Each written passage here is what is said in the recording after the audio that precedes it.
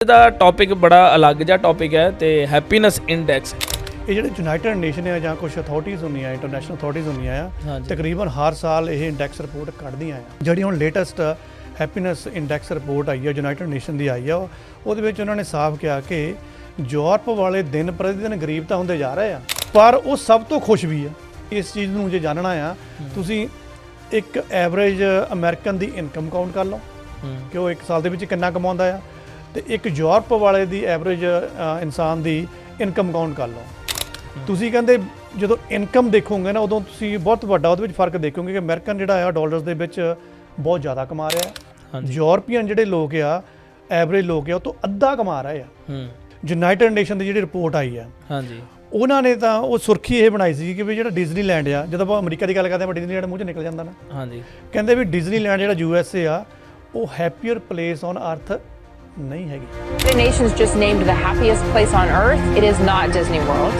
It's Finland. Once again this year, Denmark tops a United Nations poll as the happiest nation on earth. Finland ਆ, ਹਾਂਜੀ ਛੋਟਾ ਜਿਹਾ country ਆ ਬਿਲਕੁਲ, ਪਰ ਜੇ ਕਿਤੇ ਪੰਜਾਬੀ ਇਹਦੇ ਪਰ ਝਾਤ ਮਾਰਨ ਫਿਨਲੈਂਡ ਹੋ ਗਿਆ, ਡੈਨਮਾਰਕ ਹੋ ਗਿਆ, ਨਾਰਵੇ ਹੋ ਗਿਆ, ਆਈਸਲੈਂਡ ਹੋ ਗਿਆ। ਇੰਨਾ ਕੁ ਤਾਂ ਸਾਨੂੰ ਪਤਾ ਕਿ ਇਹਨਾਂ ਬੰਦਿਆਂ ਦੀ ਕਹਿੰਦੇ ਵੀ ਜਿਹੜੇ ਮੁਲਕਾਂ ਦੇ ਵਿੱਚ ਨਾ ਪਰ ਕੈਪਟਾ ਇਨਕਮ ਬਹੁਤ ਆ। ਉਹ ਭਾਈ ਤੁਹਾਡੀ ਇਨਕਮ ਤੋਂ ਬਾਅਦ ਪਰ ਕੈਪਟਾ ਇਨਕਮ ਤੱਕ ਆਉਂਦੇ ਬੜੇ ਫਿਲਟਰ ਲੱਗ ਜਾਂਦੇ ਆ। ਸਿੰਪਲੀ ਕੋਈ ਕਹਿ ਦੇਵੇ ਨਾ ਕਿ ਇਸ ਕੰਟਰੀ ਦੀ ਪਰ ਕੈਪਟਾ ਇਨਕਮ ਬਹੁਤ ਜ਼ਿਆਦਾ ਹੈ ਤਾਂ ਇਹ ਸਮਝ ਲਿਓ ਕਿ ਖੁਸ਼ੀ ਉੱਥੇ ਹੈ। ਜੇ ਤੁਸੀਂ ਅਮਰੀਕਨ ਬੰਦਿਆਂ ਦੇ ਨਾਲ ਬਹੁਤ ਤੁਸੀਂ ਇੰਟਰਵਿਊਜ਼ ਵਗੈਰਾ ਚੈੱਕ ਕੱਢ ਕੇ ਦੇਖ ਸਕਦੇ, ਵੀਡੀਓਜ਼ ਵਾਇਰਲ ਹੋਈਆਂ ਆ ਅਮਰੀਕਾ ਦੇ ਵਿੱਚ। ਅਮਰੀਕਾ ਦਾ ਬੰਦਾ ਬੈਠਾ ਵੀ ਇੱਕ ਆਮ ਬੰਦਾ ਜਿਹੜਾ ਐਵਰੇਜ ਬੰਦਾ ਉਹ ਕਹਿ ਦਿੰਦਾ ਆ ਕਿ ਮੈਂ ਕਮਾਉਂਦਾ ਤਾਂ ਜ਼ਿਆਦਾ ਹੈ ਪਰ ਮੈਂ ਖੁਸ਼ ਨਹੀਂ ਹੈਗਾ। ਦੂਸਰੇ ਪਾਸੇ ਅਗਰ ਕੋਈ ਅਮਰੀਕਨ ਆ ਯੂਰਪ ਦੇ ਕਿਸੇ ਕੰਟਰੀ 'ਚ ਵੱਸ ਗਿਆ, ਖਾਸ ਕਰਕੇ ਜਿਹੜੇ ਆਪਾਂ 3-4 ਕੰਟਰੀਆਂ ਦੇ ਨਾਂ ਲਏ ਆ, ਜਦੋਂ ਉੱਥੇ ਕੁਝ ਸਾਲ ਉਹ ਲਗਾ ਲੈਂਦਾ ਤਾਂ ਉਸ ਤੋਂ ਬਾਅਦ ਜਿਹੜੀਆਂ ਉੱਥੋਂ ਵੀਡੀਓਜ਼ ਨਿਕਲ ਕੇ ਆਉਣੀਆਂ ਤਾਂ ਸਾਫ਼ ਆਪਣੇ ਸ਼ਬਦਾਂ 'ਚ ਕਹਿ ਦਿੰਦੇ ਆ I'm happier now than when I lived in New York, and I got paid probably twice as much in New York as I do here. My name is Alana Poole. I'm 30 years old, and I'm an American living in Copenhagen, Denmark. I would say I'm happier living in Copenhagen than in Dallas. ਦੋਸਤੋ ਇਹ ਮੰਨਿਆ ਜਾਂਦਾ ਹੈ ਕਿ ਵੀ ਖੁਸ਼ੀ ਪੈਸੇ ਨਾਲ ਖਰੀਦੀ ਜਾ ਸਕਦੀ ਹੈ, ਪਰ ਜੇ ਅਸੀਂ ਗੱਲ ਕਰੀਏ ਹੈਪੀਨੈਸ ਇੰਡੈਕਸ ਰਿਪੋਰਟ ਦੀ ਤਾਂ ਉਸ ਦੇ ਵਿੱਚ ਜਿਹੜੀਆਂ ਰਿਪੋਰਟ ਸਾਹਮਣੇ ਆਈਆਂ ਨੇ ਉਹ ਕੁਝ ਵੱਖਰਾ ਹੀ ਕਹਿ ਰਹੀਆਂ ਨੇ। ਅੱਜ ਅਸੀਂ ਇਸ ਪੋਡਕਾਸਟ ਦੇ ਵਿੱਚ ਹੈਪੀਨੈਸ ਇੰਡੈਕਸ ਰਿਪੋਰਟ ਦੀ ਗੱਲ ਕਰਾਂਗੇ ਕਿ ਯੂਰਪ ਦੇ ਲੋਕ ਗਰੀਬ ਹੋ ਰਹੇ ਨੇ ਪਰ ਖੁਸ਼ ਜ਼ਿਆਦਾ ਹੋ ਰਹੇ ਨੇ, ਤੇ ਇਸ ਦੇ ਹੀ ਉਲਟ ਅਮਰੀਕਾ ਦੇ ਲੋਕ ਬਹੁਤ ਜ਼ਿਆਦਾ ਅਮੀਰ ਹੋ ਰਹੇ ਨੇ ਪਰ ਦੁਖੀ ਹੋ ਰਹੇ ਨੇ। ਇਹਨਾਂ ਹੀ ਵਿਸ਼ੇ ਦੇ ਉੱਤੇ ਗੱਲ ਕਰਾਂਗੇ ਅੱਜ ਅਸੀਂ ਇੰਡੋਜ਼ TV ਪੋਡਕਾਸਟ ਦੇ ਵਿੱਚ। ਸਤਿ ਸ਼੍ਰੀ ਅਕਾਲ ਜੀ, ਮੇਰਾ ਨਾਮ ਹੈ ਲਵੀ ਖੱਤਰੀ ਤੇ ਸਾਡੇ ਨਾਲ ਇਸ ਪੋਡਕਾਸਟ ਦੇ ਵਿੱਚ ਸਾਥ ਦੇਣ ਲਈ ਪੰਜਾਬੀ ਟ੍ਰਿਬਿਊਨ ਦੇ ਪੱਤਰਕਾਰ ਹਰਜੀਤ ਲਸਾੜਾ। ਭਾਈ ਸਤਿ ਸ਼੍ਰੀ ਅਕਾਲ ਜੀ। ਸਤਿ ਸ਼੍ਰੀ ਅਕਾਲ ਲਵੀ ਜੀ, ਬਹੁਤ ਬਹੁਤ ਸਵਾਗਤ ਹੈ ਤੁਹਾਡਾ ਸਾਡੇ ਇਸ ਪੋਡਕਾਸਟ ਦੇ ਵਿੱਚ ਜੀ। ਬਿਲਕੁਲ। ਤੇ ਅੱਜ ਦਾ ਟੌਪਿਕ ਬੜਾ ਅਲੱਗ ਜਿਹਾ ਟੌਪਿਕ ਹੈ ਤੇ ਹੈਪੀਨੈਸ ਇੰਡੈਕਸ। ਤੁਸੀਂ ਭਾਜੀ ਇਹਦੇ ਬਾਰੇ ਤੁਹਾਡਾ ਕੀ ਵਿਚਾਰ ਹੈ ਜਿਹੜਾ ਹੈਪੀਨੈਸ ਇੰਡੈਕਸ ਰਿਪੋਰਟ ਬਾਰੇ? ਵੀ ਪਹਿਲਾਂ ਸਾਨੂੰ ਥੋੜ੍ਹਾ ਜਿਹਾ ਦੱਸੋ ਵੀ ਇਹ ਕੀ ਹਰ ਸਾਲ ਆਉਂਦੀ ਹੈ ਜਾਂ ਇਸ ਰਿਪੋਰਟ ਦਾ ਕੀ ਮੋਟਿਵ ਕੀ ਹੁੰਦਾ ਹੈ? ਜੀ ਬਿਲਕੁਲ, ਧੰਨਵਾਦ ਤੁਹਾਡਾ ਇਹ ਵਿਲੱਖਣ ਜਿਹੇ ਵਿਸ਼ੇ ਨੂੰ ਤੁਸੀਂ ਛੋਹਿਆ ਅੱਜ। ਪੰਜਾਬੀ ਜਿਹੜੇ ਪੋਡਕਾਸਟ ਹੁੰਦੇ ਨੇ ਕਿਉਂਕਿ ਪੱਤਰਕਾਰੀ 'ਚ ਰਹੀਦਾ ਅਤੇ ਅਸੀਂ ਦੇਖੀਦਾ ਸੁਣੀਦਾ ਆ ਅਤੇ ਆਪਣੀ ਸਮਝ ਨੂੰ ਵੀ ਉਹਨਾਂ ਤੋਂ ਫਿਰ ਵਧਾਈਦਾ ਆ। ਬਹੁਤ ਘੱਟ ਪੰਜਾਬੀ ਪੋਡਕਾਸਟ ਦੇ ਵਿੱਚ ਇੱਦਾਂ ਦੇ ਵਿਸ਼ਿਆਂ ਦੇ ਉੱਪਰ ਗੱਲ ਹੁੰਦੀ ਆ। ਬਿਲਕੁਲ ਹੀ ਹਿੰਦੀ ਪੋਡਕਾਸਟ ਚੱਲਦੇ ਨੇ, ਇੰਗਲਿਸ਼ ਵਾਲੇ ਤਾਂ ਚਲੋ ਇੰਟਰਨੈਸ਼ਨਲ ਲੈਵਲ 'ਤੇ ਚੱਲਦੇ ਨੇ। ਸੋ ਸ਼ੁਕਰੀਆ। ਚਲੋ ਆਪਾਂ ਹੁਣ ਇਸ ਸਵਾਲ 'ਤੇ ਆਉਂਦੇ ਹਾਂ ਕਿ ਤੁਸੀਂ ਕਿਹਾ ਕਿ ਜਿਹੜੀ ਇੰਡੈਕਸ ਰਿਪੋਰਟ ਆਈ ਆ ਇਹ ਜਿਹੜੇ ਯੂਨਾਈਟਿਡ ਨੇਸ਼ਨ ਆ ਜਾਂ ਕੁਝ ਅਥਾਰਟੀਜ਼ ਹੁੰਦੀਆਂ ਇੰਟਰਨੈਸ਼ਨਲ ਅਥਾਰਟੀਜ਼ ਹੁੰਦੀਆਂ ਆ ਤਕਰੀਬਨ ਹਰ ਸਾਲ ਇਹ ਇੰਡੈਕਸ ਰਿਪੋਰਟ ਕੱਢਦੀਆਂ ਆ। ਅੱਛਾ ਜੀ। ਚਰਚਾ 'ਚ ਵੀ ਆਉਂਦੀਆਂ ਪਰ ਅਸੀਂ ਪਤਾ ਨਹੀਂ ਓਬਵੀਅਸਲੀ ਰਹਿ ਜਾਂਦੇ ਹਾਂ ਜਾਂ ਅਸੀਂ ਉਹਨਾਂ ਦੇ ਉੱਪਰ ਚਰਚਾ ਨਹੀਂ ਕਰਦੇ ਜਾਂ ਗੌਰ ਨਹੀਂ ਕਰਦੇ। ਜਿਹੜੀ ਹੁਣ ਲੇਟੈਸਟ ਹੈਪੀਨੈਸ ਇੰਡੈਕਸ ਰਿਪੋਰਟ ਆਈ ਆ ਯੂਨਾਈਟਿਡ ਨੇਸ਼ਨ ਦੀ ਆਈ ਆ, ਉਹਦੇ ਵਿੱਚ ਉਹਨਾਂ ਨੇ ਸਾਫ਼ ਕਿਹਾ ਕਿ ਯੂਰਪ ਵਾਲੇ ਦਿਨ ਪ੍ਰਤੀ ਦਿਨ ਗਰੀਬ ਤਾਂ ਹੁੰਦੇ ਜਾ ਰਹੇ ਆ। ਹਾਂਜੀ। ਹੁਣ ਇੱਥੇ ਯੂਰਪ ਵਾਲਿਆਂ ਨੇ ਗੁੱਸਾ ਵੀ ਕਰਨਾ ਹੈ, ਕਹਿਣਾ ਤੁਹਾਨੂੰ ਇਹ ਬੰਦਾ ਗਰੀਬ ਹੀ ਬਣਾਈ ਜਾਂਦਾ ਆ। ਹਾਂਜੀ। ਉਹ ਹੁਣ ਫਿਲਹਾਲ ਮੈਂ ਸ਼ਬਦ ਜ਼ਰੂਰ ਵਰਤ ਲਿਆ ਕਿ ਯੂਰਪ ਵਾਲੇ ਦਿਨ ਪ੍ਰਤੀ ਦਿਨ ਗਰੀਬ ਹੁੰਦੇ ਜਾ ਰਹੇ ਆ, ਪਰ ਉਹ ਗਰੀਬੀ ਹੋਰ ਢੰਗ ਦੇ ਨਾਲ ਸਮਝਾਉਣੀ ਪਏਗੀ। ਆਪਾਂ ਉਹ 'ਤੇ ਡਿਟੇਲ 'ਚ ਗੱਲ ਕਰਾਂਗੇ। ਹਾਂਜੀ। ਪਰ ਉਹ ਸਭ ਤੋਂ ਖੁਸ਼ ਵੀ ਆ। ਹੁਣ ਜਦੋਂ ਆਪਾਂ ਕਹਿੰਦੇ ਸਭ ਤੋਂ ਖੁਸ਼ ਆ ਫਿਰ ਸਾਡੀ ਜਿਹੜੀ ਤਾਂਘ ਹੈ ਉਹ ਅਮਰੀਕਾ ਵੱਲ ਨੂੰ ਚੱਲ ਜਾਂਦੀ ਹੈ ਕਿਉਂਕਿ ਅਮਰੀਕਾ ਦਾ ਡਾਲਰ ਚੱਲਦਾ। ਆਪਾਂ ਫਿਰ ਐਗਜ਼ਾਮਪਲ ਲੈਣੀ ਹੁੰਦੀ ਹੈ ਤਾਂ ਫਿਰ ਆਪਾਂ ਉਹਨਾਂ ਅਮਰੀਕਾ ਦੇ ਨਾਲ ਐਗਜ਼ਾਮਪਲ ਲੈਂਦੇ ਹਾਂ। ਅਤੇ ਨਾਲ ਉਹਨਾਂ ਨੇ ਫਿਰ ਇਹ ਵੀ ਕਹਿ ਦਿੱਤਾ ਕਿ ਤੁਸੀਂ ਇਸ ਚੀਜ਼ ਨੂੰ ਜੇ ਜਾਣਨਾ ਆ ਤੁਸੀਂ ਇੱਕ ਐਵਰੇਜ ਅਮਰੀਕਨ ਦੀ ਇਨਕਮ ਕਾਊਂਟ ਕਰ ਲਓ ਕਿ ਉਹ ਇੱਕ ਸਾਲ ਦੇ ਵਿੱਚ ਕਿੰਨਾ ਕਮਾਉਂਦਾ ਆ। ਤੇ ਇੱਕ ਯੂਰਪ ਵਾਲੇ ਦੀ ਐਵਰੇਜ ਇਨਸਾਨ ਦੀ ਇਨਕਮ ਕਾਊਂਟ ਕਰ ਲਓ। ਤੁਸੀਂ ਕਹਿੰਦੇ ਜਦੋਂ ਇਨਕਮ ਦੇਖੋਗੇ ਨਾ ਉਦੋਂ ਤੁਸੀਂ ਬਹੁਤ ਵੱਡਾ ਉਹਦੇ ਵਿੱਚ ਫਰਕ ਦੇਖੋਗੇ ਕਿ ਅਮਰੀਕਨ ਜਿਹੜਾ ਆ ਡਾਲਰਸ ਦੇ ਵਿੱਚ ਬਹੁਤ ਜ਼ਿਆਦਾ ਕਮਾ ਰਿਹਾ ਹੈ। ਯੂਰਪੀਅਨ ਜਿਹੜੇ ਲੋਕ ਆ ਐਵਰੇਜ ਲੋਕ ਆ ਉਹ ਤੋਂ ਅੱਧਾ ਕਮਾ ਰਹੇ ਆ। 35-60 ਤਾਂ ਸਾਨੂੰ ਇਹ ਲੱਗਣਾ ਕਿ ਜਿਸ ਮੁਲਕ ਦੇ ਵਿੱਚ ਜ਼ਿਆਦਾ ਇਨਕਮ ਲੈ ਗਏ ਭਾਈ ਖੁਸ਼ੀ ਤਾਂ ਉੱਥੇ ਜ਼ਿਆਦਾ ਹੋਣੀ ਆ, ਪਰ ਇਹ ਸੱਚ ਨਹੀਂ ਹੈਗਾ। ਹਾਂਜੀ, ਤੁਹਾਡੀ ਕਮਾਈ ਤੁਹਾਡੀ ਖੁਸ਼ੀ ਬਰਕਰਾਰ ਕਰਦੀ ਆ, ਇਹ ਉਹਦੀ ਕੋਈ ਪੈਰਾਮੀਟਰ ਨਹੀਂ, ਇਹਦਾ ਕੋਈ ਗਰੰਟੀ ਨਹੀਂ, ਕਿਉਂਕਿ ਤੁਹਾਡੀ ਜਿਹੜੀ ਇਨਕਮ ਆ ਹਾਂਜੀ ਉਸ ਇਨਕਮ ਤੋਂ ਬਾਅਦ ਵੀ ਕਈ ਚੀਜ਼ਾਂ ਆ, ਕਈ ਪੈਰਾਮੀਟਰਸ ਆ ਜਿਹੜੇ ਵਿੱਚੋਂ ਡਿਡਕਟ ਹੋਣਗੇ, ਫਿਰ ਤੁਹਾਡੇ ਕੋਲੋਂ ਇੱਕ ਗ੍ਰੈਂਡ ਫਾਈਨਲ ਇਨਕਮ ਆਏਗੀ ਜਿਹਨੂੰ ਆਪਾਂ ਨੈਟ ਗ੍ਰੋਸ ਇਨਕਮ ਕਰਾਂਗੇ। ਅਗਰ ਉਹਦੇ ਵਿੱਚ ਬਹੁਤ ਵੱਡਾ ਡਿਫਰੈਂਸ ਆ ਰਿਹਾ USA ਵਾਲੇ ਬੰਦੇ ਤੇ ਯੂਰਪ ਦੇ ਵਿੱਚ ਆ ਰਿਹਾ, ਫਿਰ ਤਾਂ ਆਪਾਂ ਕਹਾਂਗੇ ਕਿ ਅਮਰੀਕਾ ਵਾਲੇ ਫਿਰ ਜ਼ਿਆਦਾ ਖੁਸ਼ ਆ ਉਹਦੇ ਵਿੱਚ, ਕਿਉਂਕਿ ਉਹ ਚੀਜ਼ਾਂ ਸਾਰੀਆਂ ਡਿਡਕਟ ਕੀਤੀਆਂ ਆਪਾਂ ਨੇ ਲਾਈਫ ਦੇ ਹੋਰ ਪੈਰਾਮੀਟਰਸ, ਉਹ ਬਹੁਤ ਪੈਰਾਮੀਟਰਸ ਹੁੰਦੇ ਆ। ਬਟ ਰਿਪੋਰਟ ਇਹੀ ਕਹਿੰਦੀ ਆ ਕਿ ਯੂਰਪ ਵਾਲੇ ਘੱਟ ਕਮਾਈ ਹੋਣ ਦੇ ਬਾਵਜੂਦ ਵੀ ਦਿਨ ਪ੍ਰਤੀ ਦਿਨ ਸੰਤੁਸ਼ਟ ਆ, ਸਕੂਨ ਦੇ ਵਿੱਚ ਆ, ਤਸੱਲੀ ਦੇ ਵਿੱਚ ਆ। ਜੇ ਤਿੰਨ ਸ਼ਬਦ ਇਹ ਇਕੱਠੇ ਕਰਦੇ ਤਾਂ ਆਪਾਂ ਇਹੀ ਕਹਾਂਗੇ ਉਹ ਜ਼ਿਆਦਾ ਖੁਸ਼ ਆ। ਹਾਂਜੀ, ਸੋ ਇਹ ਸੱਚਾਈ ਹੈ ਜੀ। ਤੇ ਖੁਸ਼ੀ ਦਾ ਮਤਲਬ ਕੀ ਕਿਸ ਤਰੀਕੇ ਨਾਲ ਭਾਜੀ, ਥੋੜ੍ਹਾ ਜਿਹਾ ਉਹਨੂੰ ਵੀ ਥੋੜ੍ਹਾ ਐਲੈਬੋਰੇਟ ਕਰਕੇ ਦੱਸੋ ਕਿ ਵੀ ਖੁਸ਼ੀ ਕੀ ਉਹਨਾਂ ਨੂੰ ਬਹੁਤ ਜ਼ਿਆਦਾ ਸਾਧਨ ਮਿਲ ਰਹੇ ਆਸ-ਪਾਸ, ਗਵਰਨਮੈਂਟ ਉਹਨਾਂ ਦੀ ਹੈਲਪ ਕਰ ਰਹੀ ਹੈ, ਜਾਂ ਸਿਰਫ ਮਤਲਬ ਕਿ ਵੈਸੇ ਹੀ ਉਹ ਖੁਸ਼ ਨੇ ਕਿ ਵੀ ਸਾਨੂੰ ਕੋਈ ਫਰਕ ਨਹੀਂ ਪੈ ਰਿਹਾ ਕਿ ਵੀ ਪੈਸੇ ਭਾਵੇਂ ਘੱਟ ਵੀ ਮਿਲ ਰਹੇ ਆ? ਜੀ, ਜਦੋਂ ਤੁਸੀਂ ਇਹਨੂੰ ਸ਼ਬਦਾਂ ਦੇ ਵਿੱਚ ਕਿਹਾ ਨਾ, ਲੱਗਦਾ ਕਿ ਇਹ 8-10 ਮਿੰਟ ਦੇ ਵਿੱਚ ਹੀ ਕਵਰ ਅਪ ਹੋ ਜਾਣਾ। ਇਹਦੇ ਲਈ ਸਾਨੂੰ ਫਿਰ ਕੋਈ ਨਾ ਕੋਈ ਐਗਜ਼ਾਮਪਲ ਜੀ ਬਣਾਉਣੀ ਪਏਗੀ, ਇੱਕ ਡਾਟਾ ਅਜ਼ਿਊਮ ਕਰਨਾ ਪਏਗਾ, ਫਿਰ ਉਹਦੇ ਵਿੱਚ ਸਾਰੇ ਫੈਕਟਰ ਰੱਖ ਕੇ ਨਾ ਉਹਦੇ ਵਿੱਚੋਂ ਕਹਿੰਦੇ ਹੁੰਦੇ ਨੇ ਪਾਈਪ ਦੇ ਵਿੱਚੋਂ ਚੀਜ਼ ਲੰਘਾਉਣੀ ਪੈਣੀ, ਫਿਰ ਜਾ ਕੇ ਕਲੀਅਰ ਹੋਣਾ ਆ। ਸੋ ਆਪਾਂ ਪੜਾਅ ਬਾਈ ਪੜਾਅ ਇਹ ਕਰਾਂਗੇ। ਯੂਨਾਈਟਿਡ ਨੇਸ਼ਨ ਦੀ ਜਿਹੜੀ ਰਿਪੋਰਟ ਆਈ ਆ, ਹਾਂਜੀ, ਉਹਨਾਂ ਨੇ ਤਾਂ ਉਹ ਸੁਰਖੀ ਇਹ ਬਣਾਈ ਸੀ ਕਿ ਵੀ ਜਿਹੜਾ ਡਿਜ਼ਨੀਲੈਂਡ ਆ, ਜਦੋਂ ਆਪਾਂ ਅਮਰੀਕਾ ਦੀ ਗੱਲ ਕਰਦੇ ਹਾਂ ਡਿਜ਼ਨੀਲੈਂਡ ਮੂੰਹ 'ਚ ਨਿਕਲ ਜਾਂਦਾ ਨਾ, ਹਾਂਜੀ, ਕਹਿੰਦੇ ਵੀ ਡਿਜ਼ਨੀਲੈਂਡ ਜਿਹੜਾ USA ਆ ਉਹ ਹੈਪੀਅਰ ਪਲੇਸ ਔਨ ਅਰਥ ਨਹੀਂ ਹੈਗੀ, ਜਿਹੜਾ ਕਿ ਸਾਨੂੰ ਇੱਕ ਭਰਮ ਪਿਆ ਹੋਇਆ, ਕਿਉਂਕਿ ਬੱਚੇ ਸਭ ਤੋਂ ਜ਼ਿਆਦਾ ਉੱਥੇ ਜਾਂਦੇ ਨੇ, ਉੱਥੇ ਇਨਕਮ ਬਹੁਤ ਹੋਣੀ ਆ, ਪਰ ਕੈਪੀਟਾ ਇਨਕਮ ਬਹੁਤ ਹੋਣੀ ਆ। ਇਹਦੀ ਬਜਾਏ ਉਹਨਾਂ ਨੇ ਇਹ ਕਿਹਾ ਕਿ ਜਿਹੜੀ ਹੈਪੀਅਰ ਪਲੇਸਿਸ ਹੈ ਨਾ ਹੁਣ ਵਰਲਡ ਦੇ ਵਿੱਚ, ਹਾਂਜੀ, ਉਹਨਾਂ ਨੇ ਪਲੇਸਿਸ ਦਾ ਨਾਮ ਲਿਆ। ਫਿਨਲੈਂਡ ਆ, ਹਾਂਜੀ, ਛੋਟਾ ਜਿਹਾ ਕੰਟਰੀ ਆ, ਬਿਲਕੁਲ, ਪਰ ਜੇ ਕਿਤੇ ਪੰਜਾਬੀ ਇਹਦੇ ਉੱਪਰ ਝਾਤ ਮਾਰਨਾ, ਫਿਨਲੈਂਡ ਹੋ ਗਿਆ, ਡੈਨਮਾਰਕ ਹੋ ਗਿਆ, ਨਾਰਵੇ ਹੋ ਗਿਆ, ਆਈਸਲੈਂਡ ਹੋ ਗਿਆ। ਜਿਹੜਾ ਆਈਸਲੈਂਡ ਨਾਂ ਆ ਵੀ ਮਾੜਾ ਮੈਂ ਦੱਸ ਦਿੰਦਾ, ਤੁਹਾਨੂੰ ਲੱਗਦਾ ਖਰੇ ਬਰਫ ਵਾਲਾ ਹੋਣਾ ਆ, ਨਹੀਂ, ਆਈਸਲੈਂਡ ਐਕਚੁਅਲੀ ਉੱਥੇ ਗ੍ਰੀਨਰੀ ਜ਼ਿਆਦਾ ਹੈ, ਪਰ ਨਾ ਉਹਦਾ ਆਈਸਲੈਂਡ ਰੱਖਿਆ ਹੋਇਆ। ਇੰਨਾ ਕੁ ਤਾਂ ਸਾਨੂੰ ਪਤਾ ਕਿ ਇਹਨਾਂ ਬੰਦਿਆਂ ਦੀ ਕਹਿੰਦੇ ਵੀ ਜਿਹੜੇ ਮੁਲਕਾਂ ਦੇ ਵਿੱਚ ਨਾ ਪਰ ਕੈਪੀਟਾ ਇਨਕਮ ਬਹੁਤ ਆ, ਉਹ ਭਾਈ ਤੁਹਾਡੀ ਇਨਕਮ ਤੋਂ ਬਾਅਦ ਪਰ ਕੈਪੀਟਾ ਇਨਕਮ ਤੱਕ ਆਉਂਦੇ ਬੜੇ ਫਿਲਟਰ ਲੱਗ ਜਾਂਦੇ ਆ। ਸੋ ਜੇ ਸਿੰਪਲੀ ਕੋਈ ਕਹਿ ਦੇਵੇ ਨਾ ਕਿ ਇਸ ਕੰਟਰੀ ਦੀ ਪਰ ਕੈਪੀਟਾ ਇਨਕਮ ਬਹੁਤ ਜ਼ਿਆਦਾ ਹੈ, ਤਾਂ ਇਹ ਸਮਝ ਲਿਓ ਕਿ ਖੁਸ਼ੀ ਉੱਥੇ ਹੈ। ਖੁਸ਼ੀ ਹੈਗੀ ਹੈ। ਕੰਟਰੀ ਦੇ ਵਿੱਚ ਪਰ ਕੈਪੀਟਾ ਇਨਕਮ ਜਾ ਕੇ ਘਟ ਜਾਂਦੀ ਆ, ਇਹਦਾ ਮਤਲਬ ਖੁਸ਼ੀ ਤੁਹਾਡੀ ਗਾਇਬ ਹੋ ਗਈ ਆ ਜ਼ਿਆਦਾ ਇਨਕਮ ਦੇ ਬਾਵਜੂਦ ਵੀ। ਓਕੇ, ਸੋ ਇਹ ਭਾਜੀ ਸੌਰੀ ਮੈਂ ਤੁਹਾਡੀ ਇੱਕ ਗੱਲ, ਪਰ ਕੈਪੀਟਾ ਇਨਕਮ ਜ਼ਰੂਰ ਦੱਸੋ ਵੀ ਇਹ ਕੀ ਹੈ, ਪਰ ਕੈਪੀਟਾ ਇਨਕਮ ਕਿਹਨੂੰ ਕਹਿੰਦੇ ਆ ਜੀ? ਦੇਖੋ ਲਵੀ, ਇਹਦੇ ਵਿੱਚ ਨਾ ਆਪਾਂ ਨੂੰ ਇੱਕ ਕਹਿ ਲਓ ਕਿ ਉਦਾਹਰਨ ਦੇ ਹਿਸਾਬ ਦੇ ਨਾਲ ਚੱਲਣਾ ਪਏਗਾ। ਹਾਂਜੀ, ਜਿਹੜੀ ਮੈਂ ਨੈੱਟ ਤੋਂ ਹੀ ਉਹ ਉਦਾਹਰਨ ਬੇਸ ਬਣਾਇਆ ਸੀਗਾ, ਅਤੇ ਮੈਂ ਵੀ ਉਸ ਉਦਾਹਰਨ ਨੂੰ ਅੱਗੇ ਲੈ ਕੇ ਚੱਲਦਾ ਹਾਂ। ਅਤੇ ਕਿਤੇ ਕਿਤੇ ਇੱਦਾਂ ਲੱਗੂਗਾ ਵੀ ਡਾਟਾ ਬਹੁਤ ਜ਼ਿਆਦਾ ਵਿੱਚ ਆ ਗਿਆ, ਵੀ ਪਤਾ ਨਹੀਂ ਕਨਫਿਊਜ਼ਨ ਹੋ ਗਿਆ। ਮੈਂ ਤਾਂ ਉੱਥੇ ਇਹ ਕਹੂੰਗਾ ਵੀ ਦੋਸਤੋ ਜਿੱਥੇ ਲੱਗਾ ਨਾ ਵੀ ਬਹੁਤ ਜ਼ਿਆਦਾ ਚੀਜ਼ਾਂ ਵਿੱਚ ਵੜ ਗਈਆਂ, ਵੀ ਇਕੱਠਾ ਜਿਹਾ ਹੋ ਗਿਆ, ਵੀਡੀਓ ਪੌਜ਼ ਕਰ ਲਓ, ਇੱਕ ਵਾਰ ਪਿੱਛੇ ਜਾ ਕੇ ਨੂੰ ਦੁਬਾਰਾ ਚੰਗੀ ਤਰ੍ਹਾਂ ਸੁਣ ਲਓ ਵੀ ਡਾਟਾ ਕੀ ਕਹਿੰਦਾ, ਕਿਉਂਕਿ ਉਹ ਡਾਟਾ ਨੂੰ ਲੈ ਕੇ ਆਪਾਂ ਅੱਗੇ ਚਲਾਉਣਾ ਆ। ਪਰ ਕੈਪੀਟਾ ਇਨਕਮ ਆਉਣ ਤੋਂ ਪਹਿਲਾਂ ਆਪਾਂ ਸਟਾਰਟਿੰਗ ਕਰੀਏ ਇੱਕ ਬੰਦੇ ਦੀ ਜਿਹੜੀ ਟੋਟਲ ਇਨਕਮ ਆ। ਹਾਂਜੀ, ਠੀਕ ਆ ਜੀ। ਆਪਾਂ ਇੱਥੇ ਪੈਰਾਮੀਟਰ ਇਹ ਮੰਨ ਲੈਂਦੇ ਹਾਂ ਕਿ ਇੱਕ ਮਿਸਟਰ ਯੂ ਆ, ਯੂ ਮੈਂ ਇਸ ਕਰਕੇ ਰੱਖ ਲਿਆ ਕਿ ਉਹ USA ਦਾ, ਅਮਰੀਕਾ ਦਾ। ਹਾਂਜੀ, ਇੱਕ ਆਪਾਂ ਮਿਸਟਰ E ਕਰ ਲੈਂਦੇ ਹਾਂ, ਯੂਰਪ ਮੈਂ ਕਿਉਂ ਕੀਤਾ? ਕਿਉਂਕਿ ਜਿਹੜੇ ਮੈਂ ਇਹ ਕੰਟਰੀ ਗਿਣਾਇਆ, ਜਿਹੜੇ ਯੂਨਾਈਟਿਡ ਨੇਸ਼ਨ ਨੇ 4 ਕੰਟਰੀ ਗਿਣਾਇਆ, ਫਿਨਲੈਂਡ, ਡੈਨਮਾਰਕ, ਨਾਰਵੇ, ਆਈਸਲੈਂਡ, ਹਾਂਜੀ, ਇਹ ਯੂਰਪ ਦੇ ਵਿੱਚ ਹੀ ਆ। ਹਾਂਜੀ, ਸੋ ਇਸ ਕਰਕੇ ਆਪਾਂ ਨੇ ਓਵਰਆਲ ਕਹਿ ਦਿੱਤਾ ਕਿ ਯੂਰਪ ਦੇ ਲੋਕ ਜ਼ਿਆਦਾ ਸੁਖੀ ਆ, ਖੁਸ਼ ਆ। ਓਕੇ, ਜੇ ਆਪਾਂ ਕਹੀਏ ਵੀ ਮਿਸਟਰ A ਆ, ਜਦੋਂ ਮਿਸਟਰ ਯੂ ਦੀ ਗੱਲ ਕਰੂੰਗਾ ਤਾਂ ਇਹ ਮੰਨ ਲਓ ਕਿ ਮੈਂ ਅਮਰੀਕਾ ਵਾਲੀ ਗੱਲ ਕਰਦਾ ਹਾਂ। ਮਿਸਟਰ ਯੂ 81,695 ਡਾਲਰ ਉਹਦੀ ਮੰਨ ਲਓ ਕਿ ਸਾਲ ਦੀ ਇਨਕਮ ਆ। ਹਾਂਜੀ, ਠੀਕ ਹੈ, ਕਿ ਜਿਹੜੀ ਉਹਨੂੰ ਮਿਲਦੀ ਹੈ, ਤਨਖਾਹ ਮਿਲਦੀ, ਜੋ ਵੀ ਉਹਦਾ 81,695 ਬਣ ਗਿਆ।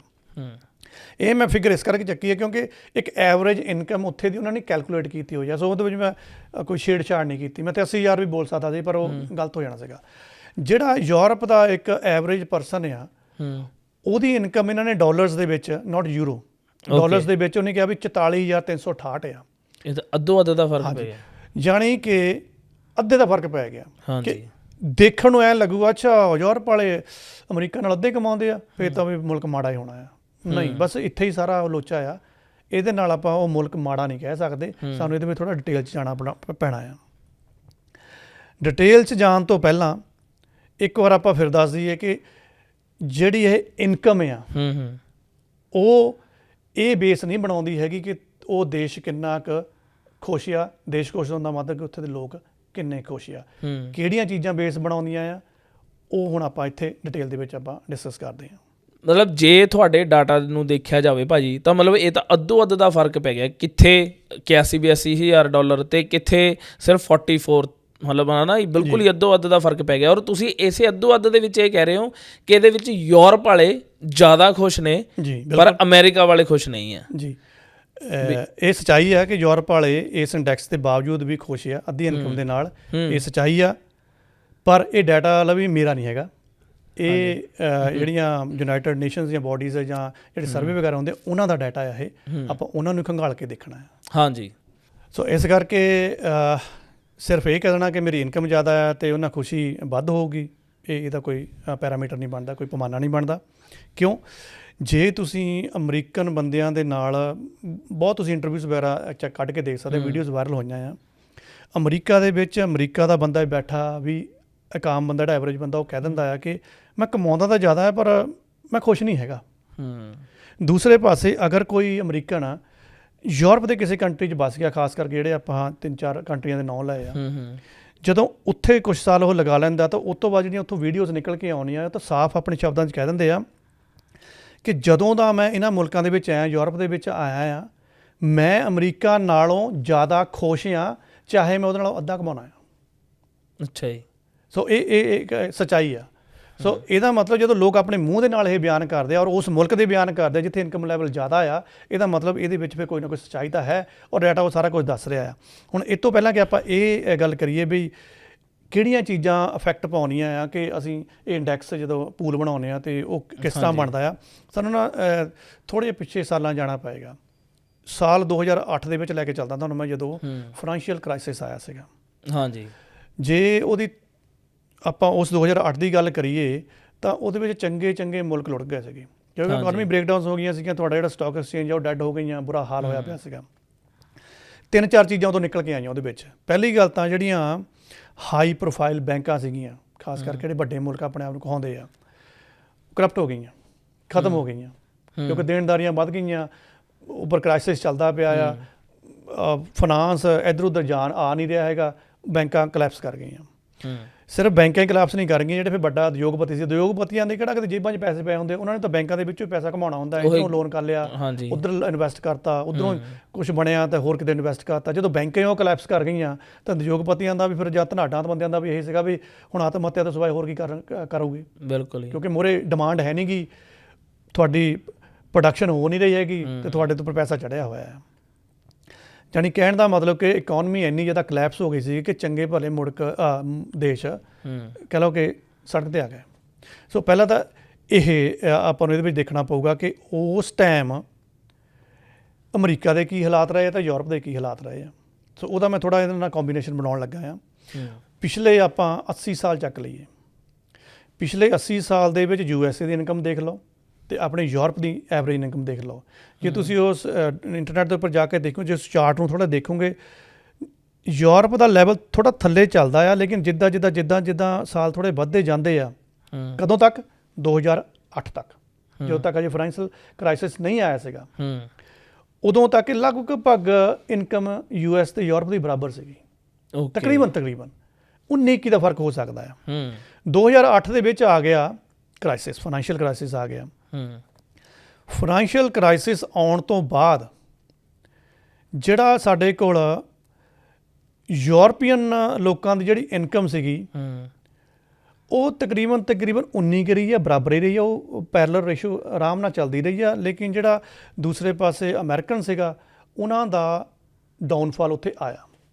ਲੇਕਿਨ ਜਲਦੀ ਦੇ ਨਾਲ ਅਮਰੀਕਨਸ ਨੇ ਉਸ ਡਾਊਨਫਾਲ ਨੂੰ ਕਵਰ ਅਪ ਕੀਤਾ। ਲੇਕਿਨ ਕਿਉਂਕਿ ਫਾਈਨੈਂਸ਼ੀਅਲ ਕ੍ਰਾਈਸਿਸ ਤਾਂ ਪੂਰੇ ਵਰਲਡ ਦੇ ਵਿੱਚ ਆਇਆ ਸੀਗਾ, ਯੂਰਪ ਇਹਦੇ ਵਿੱਚ ਹੌਲੀ ਕਰਕੇ ਫਸਦਾ ਗਿਆ ਅਤੇ ਹੌਲੀ ਕਰਕੇ ਉਹਦਾ ਫਿਰ ਡਾਊਨਫਾਲ ਆਉਣਾ ਸ਼ੁਰੂ ਹੋ ਗਿਆ। ਸੋ ਇਸ 2008 ਤੋਂ ਬਾਅਦ ਦੇ ਜਿਹੜਾ ਕ੍ਰਾਈਸਿਸ ਸੀਗਾ ਉੱਥੇ ਤੱਕ ਪਿੱਛੇ ਤਾਂ ਬਰਾਬਰ ਸੀਗੇ, ਅਗਲੇ ਦੇ ਵਿੱਚ ਆ ਕੇ ਜਿਹੜਾ ਯੂਰਪ ਦਾ ਜਿਹੜਾ ਕੰਪਲੀਟ ਫਿਰ ਡਾਊਨਫਾਲ ਹੋਣਾ ਸ਼ੁਰੂ ਹੋ ਗਿਆ, ਕਿਉਂਕਿ ਉਹਨਾਂ ਦੇ ਹੱਥ ਬਸ ਥੋੜ੍ਹਾ ਜਿਹਾ ਕਰੋ ਕਿ ਬੰਨੇ ਗਏ। ਹਾਂਜੀ, ਤਾਂ ਮਤਲਬ ਇਹ ਕਿਹਾ ਜਾ ਸਕਦਾ ਹੈ ਕਿ ਵੀ ਪਿਛਲੇ 17 ਸਾਲਾਂ ਤੋਂ ਇਹਨਾਂ ਦੀ ਇਨਕਮ ਤਾਂ ਥੱਲੇ ਜਾਂਦੀ ਰਹੀ ਅਤੇ ਫਿਰ ਜ਼ਿਆਦਾ ਖੁਸ਼ ਰਹਿਣਾ ਸ਼ੁਰੂ ਹੋ ਗਏ, ਮਤਲਬ ਜਾਂ ਕਿ ਪਹਿਲਾਂ ਹੀ ਖੁਸ਼ ਰਹਿੰਦੇ ਸੀ ਤਦ ਵੀ ਇਨਕਮ ਬਰਾਬਰ ਸੀ, ਕਿ ਉਹਨਾਂ ਦੇ ਕਲਚਰ ਦਾ ਸੀਗਾ, ਕੀ ਹਿੱਸਾ ਹੋਇਆ ਜੀ?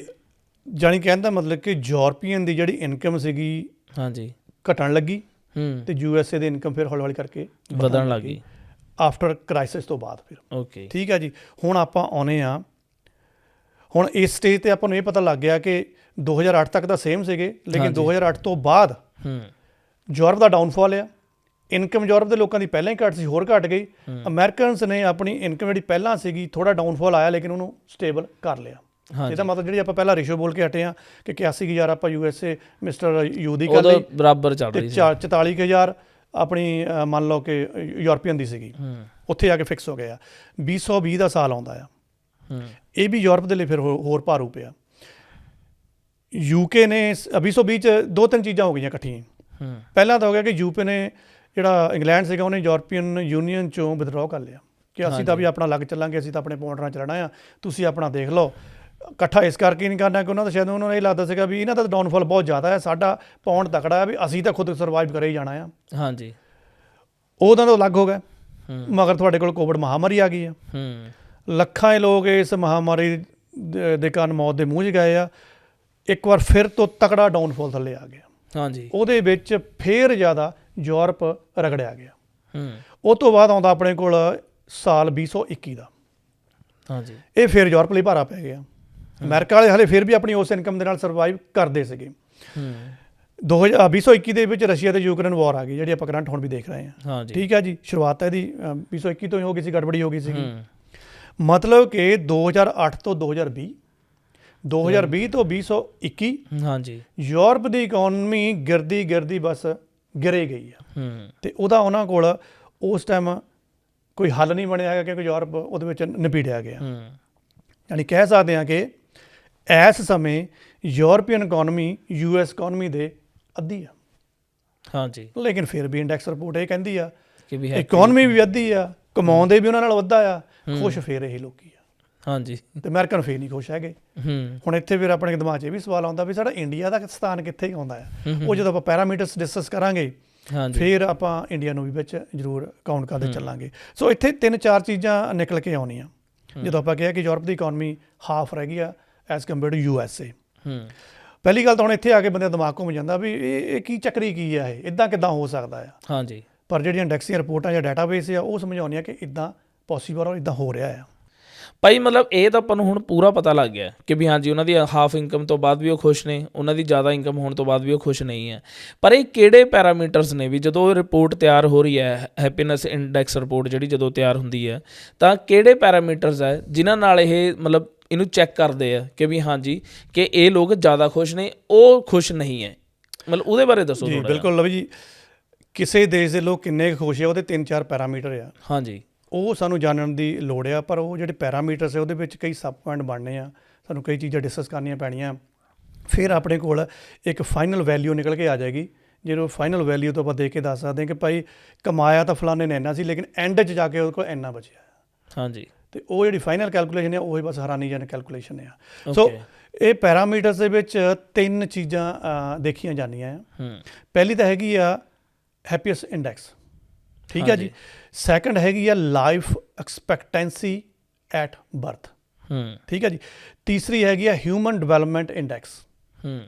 ਹਿਊਮਨ ਡਿਵੈਲਪਮੈਂਟ ਇੰਡੈਕਸ ਨੂੰ ਕਹਿੰਦੇ ਆ HDI, ਜਿਹਦੇ ਵਿੱਚ ਉਸ ਦੇਸ਼ ਦਾ ਹੈਲਥ ਸਿਸਟਮ, ਉਸ ਦੇਸ਼ ਦੀ ਐਜੂਕੇਸ਼ਨ, ਉਸ ਦੇਸ਼ ਦਾ ਜਿਹੜਾ ਆਪਣੇ ਕੋਲ ਸਟੈਂਡਰਡ ਆਫ ਲਿਵਿੰਗ ਆ, ਹਾਂਜੀ, ਉਹ ਸਾਰੀਆਂ ਚੀਜ਼ਾਂ ਨੂੰ ਮੈਜ਼ਰ ਕੀਤਾ ਜਾਂਦਾ। ਸਾਰੀਆਂ ਚੀਜ਼ਾਂ ਨੂੰ ਮੈਜ਼ਰ ਕਰਨ ਦਾ ਕੀ ਮਤਲਬ ਆ ਕਿ ਇਹਨਾਂ ਦੇ ਉੱਪਰ ਕਿੰਨਾ ਖਰਚਾ ਆਉਂਦਾ ਆ ਇੱਕ ਐਵਰੇਜ ਬੰਦੇ ਦਾ।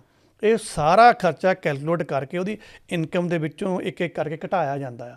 ਐਂਡ 'ਤੇ ਆ ਕੇ ਜੋ ਉਸ ਬੰਦੇ ਕੋਲ ਬਚਦਾ ਆ ਉਹ ਦੇਖਿਆ ਜਾਂਦਾ ਕਿ ਇਹ ਕੋਲ ਬਚਿਆ ਕਿੰਨਾ ਗਿਆ, ਅਤੇ ਉਸ ਬਚੇ ਦੇ ਅਕੋਰਡਿੰਗਲੀ ਉਹਨੇ ਕੰਮ ਕਿੰਨਾ ਕੀਤਾ ਆ ਜਾਂ ਸੈਕਰੀਫਾਈਸਿਸ ਕਿੰਨੇ ਕੀਤੇ ਆ। ਅਤੇ ਜੇ ਇੱਕ ਜ਼ਿਆਦਾ ਇਨਕਮ ਵਾਲਾ ਬੰਦਾ ਐਂਡ ਦੇ ਵਿੱਚ ਥੋੜੇ ਜਿਹੇ ਮਾਰਜਨ ਦੇ ਨਾਲ ਜਿੱਤਦਾ ਸਾਨੂੰ ਦਿਸ ਰਿਹਾ, ਲੇਕਿਨ ਉਹਨੇ ਸੈਕਰੀਫਾਈਸ ਜ਼ਿਆਦਾ ਕੀਤੇ ਆ। ਤੇ ਦੂਜੇ ਪਾਸੇ ਅੱਧੀ ਇਨਕਮ ਵਾਲਾ ਬੰਦਾ ਜਿਹੜਾ ਉਹਦੇ ਆ ਕੇ ਤਕਰੀਬਨ ਮਾਰਜਨ ਲਈ ਉਹਦੇ ਬਰਾਬਰ ਹੀ ਆ ਕੇ ਬੈਠ ਗਿਆ, ਲੇਕਿਨ ਉਹਨੇ ਸੈਕਰੀਫਾਈਸਿਸ ਤੇ ਘੱਟ ਕੀਤੇ ਆ, ਫਿਰ ਖੁਸ਼ ਤਾਂ ਫਿਰ ਉਹੀ ਹੋਊਗਾ। ਚਲੋ ਆਪਾਂ ਉੱਥੇ ਆਉਂਦੇ ਆ। ਮਤਲਬ ਕਿ ਇਨਕਮ 'ਚ ਚਾਹੇ ਯੂਰਪੀਅਨ ਡਾਊਨ 'ਤੇ ਜਾ ਰਹੇ ਆ, ਲੇਕਿਨ ਜਿਹੜੇ 3 ਪੈਰਾਮੀਟਰ ਆ ਨਾ, ਇੱਥੋਂ ਸਾਫ਼ ਪਤਾ ਲੱਗਦਾ ਆ ਕਿ ਉਹ ਇਹਦੇ ਵਿੱਚ ਅੱਗੇ ਆ। ਇੱਕ ਐਗਜ਼ਾਮਪਲ ਜ਼ਰੂਰ ਦੱਸੋ। ਮੰਨ ਲਓ ਕਿ ਰਾਮ ਨਾਮ ਦਾ ਬੰਦਾ ਹੈ ਜਾਂ ਸ਼ਾਮ ਨਾਮ ਦਾ ਬੰਦਾ ਆ, ਵੀ ਉਹ 1000 ਯੂਰੋ ਕਮਾ ਰਿਹਾ ਜੀ, ਠੀਕ ਹੈ ਜੀ। ਉਧਰ ਅਮਰੀਕਾ ਦੇ ਵਿੱਚ ਹੈ, ਉਹ ਕੁਛ ਮੰਨ ਲਓ ਕਿ $1500 ਕਮਾ ਰਿਹਾ ਜਾਂ $1000 ਕਮਾ ਰਿਹਾ ਹੈ, ਜਾਂ ਜੋ ਵੀ ਜਿਸ ਹਿਸਾਬ ਨਾਲ ਰੱਖ ਲਓ ਕਿ $1200 ਇੰਨੇ ਕੁ ਦਾ ਹੀ ਫਰਕ ਹੋਏਗਾ ਯੂਰੋ ਤੇ ਡਾਲਰ ਦੇ ਵਿੱਚ ਹੀ। ਮੇਰੇ ਹਿਸਾਬ ਨਾਲ ਸਿਮਿਲਰ ਹੀ ਜੀ ਚੱਲ ਰਿਹਾ, ਇਹਨਾਂ ਦਾ ਪ੍ਰਾਈਸ ਕੋਈ ਜ਼ਿਆਦਾ ਫਰਕ ਨਹੀਂ ਹੈਗਾ। ਪਰ ਇਹਨਾਂ ਦੋਨਾਂ ਨੇ $1000 ਕਮਾਇਆ ਆ। ਇੱਕ ਯੂਰਪ ਦੇ ਵਿੱਚ ਰਹਿ ਰਿਹਾ ਜੀ, ਇੱਕ ਅਮਰੀਕਾ ਦੇ ਵਿੱਚ ਰਹਿ ਰਿਹਾ। ਹੁਣ ਮੈਨੂੰ ਥੋੜ੍ਹਾ ਜਿਹਾ ਦੱਸੋ ਕਿ ਵੀ ਇਹ ਕਿੱਦਾਂ ਮਤਲਬ ਇਹਦੀ ਹੈਪੀਨੈਸ ਕਿੱਦਾਂ ਚੈੱਕ ਕੀਤੀ ਜਾਏਗੀ ਇਹਨਾਂ ਦੇ ਵਿੱਚ? ਜੇ ਕੋਈ ਇੰਨੀ ਇਨਕਮ ਕਮਾਉਂਦਾ ਤਾਂ ਕਿਵੇਂ ਉਹਨਾਂ ਦੇ ਪੈਸੇ ਕੱਟੇ ਜਾ ਰਹੇ ਆ ਅਤੇ ਉਹ ਕੀ ਕਰ ਰਹੇ ਨੇ ਥੋੜ੍ਹਾ ਬਹੁਤ? ਜੀ ਬਿਲਕੁਲ ਲਵੀ, ਜਿੱਦਾਂ ਆਪਾਂ ਨੇ ਇੱਕ ਐਗਜ਼ਾਮਪਲ ਬਣਾਈ ਸੀ ਕਿ ਮਿਸਟਰ ਜਿਹੜਾ ਯੂ ਆ ਅਮਰੀਕਾ ਵਾਲਾ, ਉਹ ਹੈਗਾ ਜੀ 81,695 ਐਵਰੇਜ 1 ਸਾਲ ਦੀ ਇਨਕਮ। ਦੂਸਰੇ ਪਾਸੇ ਸਾਡੇ ਕੋਲ ਯੂਰਪ ਵਾਲਾ ਬੰਦਾ ਹੈ ਜਿਹਨੂੰ ਆਪਾਂ ਮਿਸਟਰ ਯੂ ਬਣਾਇਆ ਸੀਗਾ, $44,368 ਕਮਾਉਂਦਾ ਹੈ, ਠੀਕ ਹੈ ਜੀ।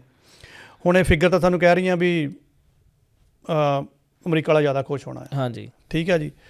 ਪਰ ਆਪਾਂ ਨੇ ਸਾਫ਼ ਕਹਿਤਾ ਕਿ ਰਿਪੋਰਟ ਕਹਿੰਦੀ ਹੈ ਕਿ ਨਹੀਂ, ਇਹ ਕੋਈ ਗਰੰਟੀ ਨਹੀਂ ਹੈਗੀ ਕਿ ਜ਼ਿਆਦਾ ਇਨਕਮ ਉਹਦੀ ਖੁਸ਼ੀ ਦਾ ਕਾਰਨ ਹੋ ਸਕਦੀ ਹੈ।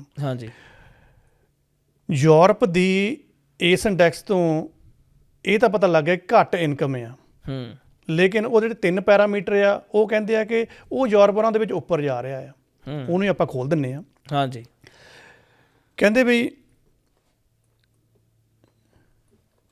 ਮਨੁੱਖ ਦੀ ਜਿਹੜੀ ਖੁਸ਼ੀ ਆ ਆਫਟਰ ਉਹਦੀ ਜਿਹੜੀ ਇਨਕਮ ਆ, ਉਸ ਤੋਂ ਬਾਅਦ ਉਹ ਕੈਲਕੂਲੇਸ਼ਨ ਦੇ ਵਿੱਚ ਆਏਗੀ। ਸਾਨੂੰ ਕਿਹੜੀਆਂ ਚੀਜ਼ਾਂ ਕੈਲਕੂਲੇਟ ਕਰਨੀਆਂ ਪੈਣਗੀਆਂ? ਉਹਦੇ ਐਕਸਪੈਂਸ, ਜਿਹੜੇ ਆਪਾਂ ਨੇ ਪਹਿਲਾਂ ਬੋਲਿਆ। ਐਕਸਪੈਂਸ ਦੇ ਵਿੱਚ ਦੇਖੋ, ਸਭ ਤੋਂ ਪਹਿਲਾਂ ਤਾਂ ਜਿਹੜੀ ਹਿਊਮਨ ਨੀਡ ਹੁੰਦੀ ਹੈ ਗਰੋਸਰੀ, ਖਾਣ ਪੀਣ 'ਤੇ ਕਿੰਨਾ ਖਰਚਾ ਆਉਂਦਾ ਹੈ, ਬਿਲਕੁਲ ਜੀ, ਠੀਕ ਹੈ ਜੀ। ਦੂਸਰੇ ਪਾਸੇ ਸਾਡੇ ਕੋਲ ਸਾਨੂੰ ਜਿਹੜੇ ਬਿੱਲਸ ਵਗੈਰਾ ਹੁੰਦੇ, ਘਰ ਦੇ ਬਿੱਲ ਹੈ ਜਾਂ ਹੋਰ ਫੋਨ ਦੇ ਬਿੱਲ ਹੈ ਜਾਂ ਲੋਟ ਆਫ ਬਿੱਲ ਹੋ ਸਕਦੇ ਆ, ਠੀਕ ਹੈ ਜੀ। ਉਹ ਕੰਟਰੀ ਦੇ ਹਿਸਾਬ ਨਾਲ ਦੇਖਣਾ ਪੈਂਦਾ ਕਿ ਉੱਥੇ ਇੱਕ ਐਵਰੇਜ ਬੰਦੇ ਨੂੰ ਕਿੰਨੇ ਦੇਣੇ ਪੈਂਦੇ ਆ।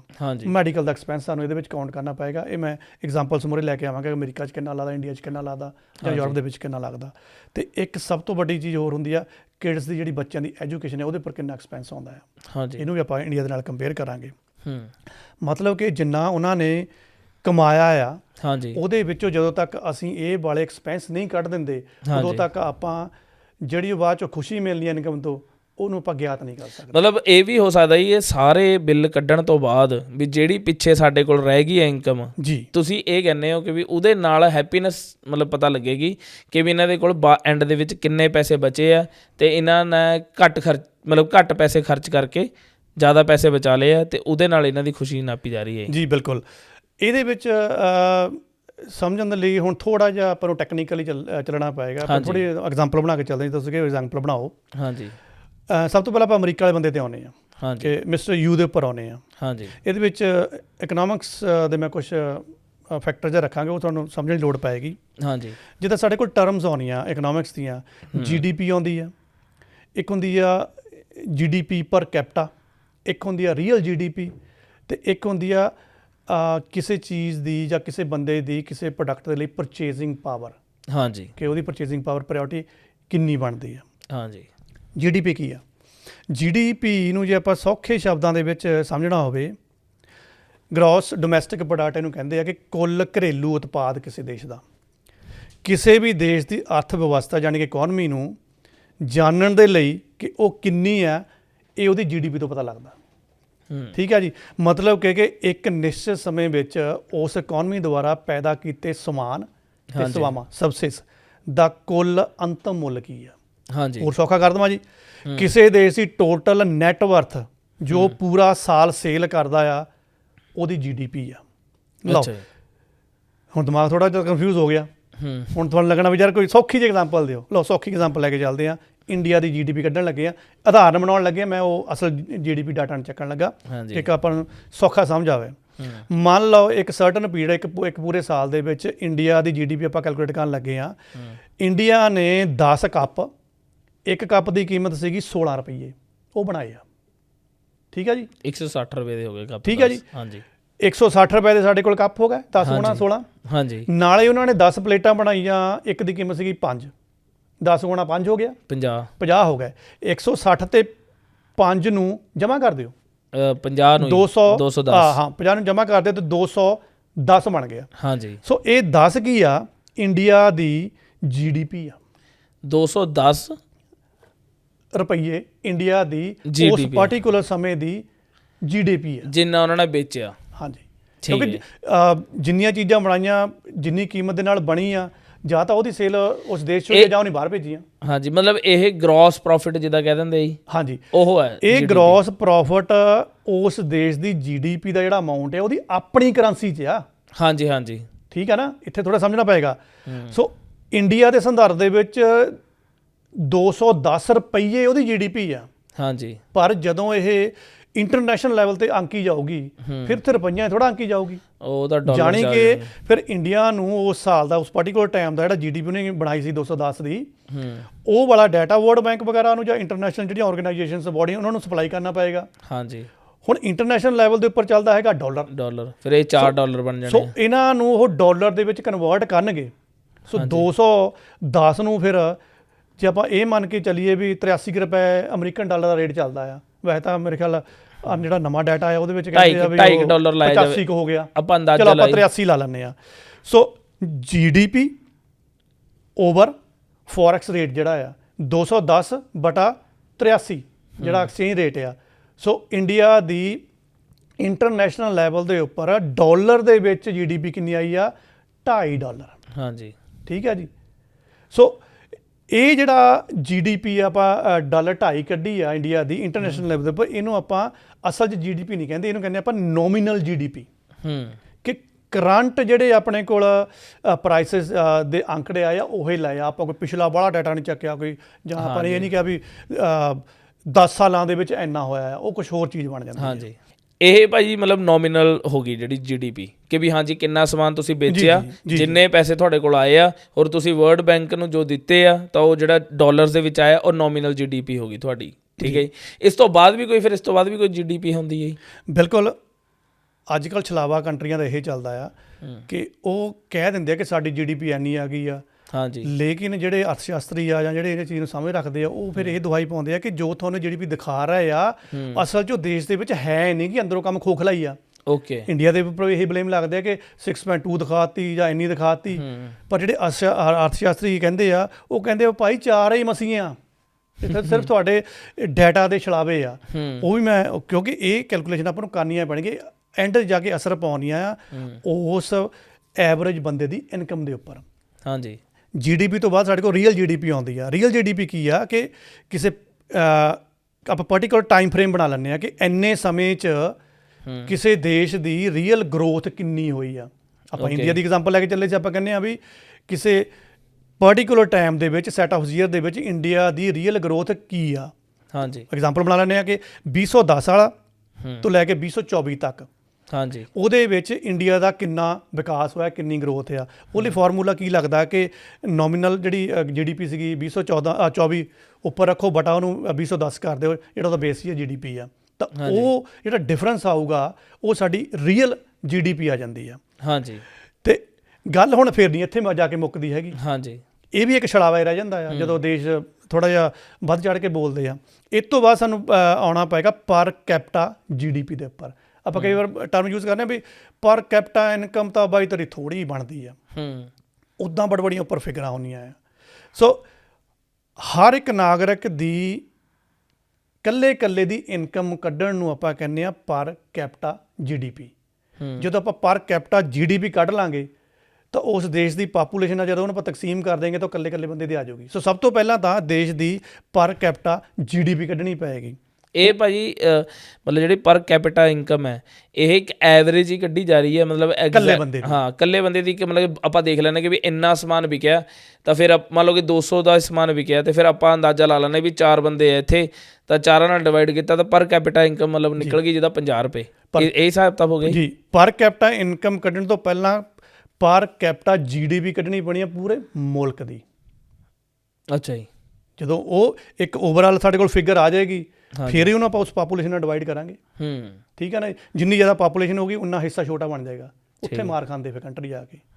ਇੰਡੀਆ ਇਸੇ ਕਰਕੇ ਮਾਰ ਖਾਂਦਾ ਆ। ਯੂਰਪ ਦੀ ਪਾਪੂਲੇਸ਼ਨ ਘੱਟ ਆ, ਉਹ ਫਾਇਦੇ 'ਚ ਰਹਿ ਜਾਂਦੇ ਆ ਕਿਉਂਕਿ ਉਹਨਾਂ ਨੂੰ ਉਨਾ ਮਾਰਜਨ ਮਿਲ ਜਾਂਦਾ ਆ। ਸੋ ਇੰਡੀਆ ਦੀ ਜਿਹੜੀ ਨੋਮੀਨਲ GDP ਸੀ, ਮੈਂ ਦੁਬਾਰਾ ਚੇਤਾ ਕਰਾ ਦਾਂ ਕਿ ਇੰਟਰਨੈਸ਼ਨਲ ਲੈਵਲ ਦੇ ਉੱਪਰ ਡਾਲਰ 2.5 ਸੀਗੀ, $2.5 ਸੀਗੀ। ਠੀਕ ਹੈ ਜੀ। GDP ਪਰ ਕੈਪੀਟਾ ਇਨਕਮ, GDP ਦੇ ਵਿੱਚੋਂ ਪਰ ਕੈਪੀਟਾ ਇਨਕਮ ਆਪਾਂ ਨੇ ਮਾਈਨਸ ਕਰਨੀ ਆ, ਮਤਲਬ ਕਿ ਨੋਮੀਨਲ GDP ਤਕਸੀਮ ਟੋਟਲ ਪਾਪੂਲੇਸ਼ਨ। ਨੋਮੀਨਲ GDP ਕਿੰਨੀ ਸੀਗੀ?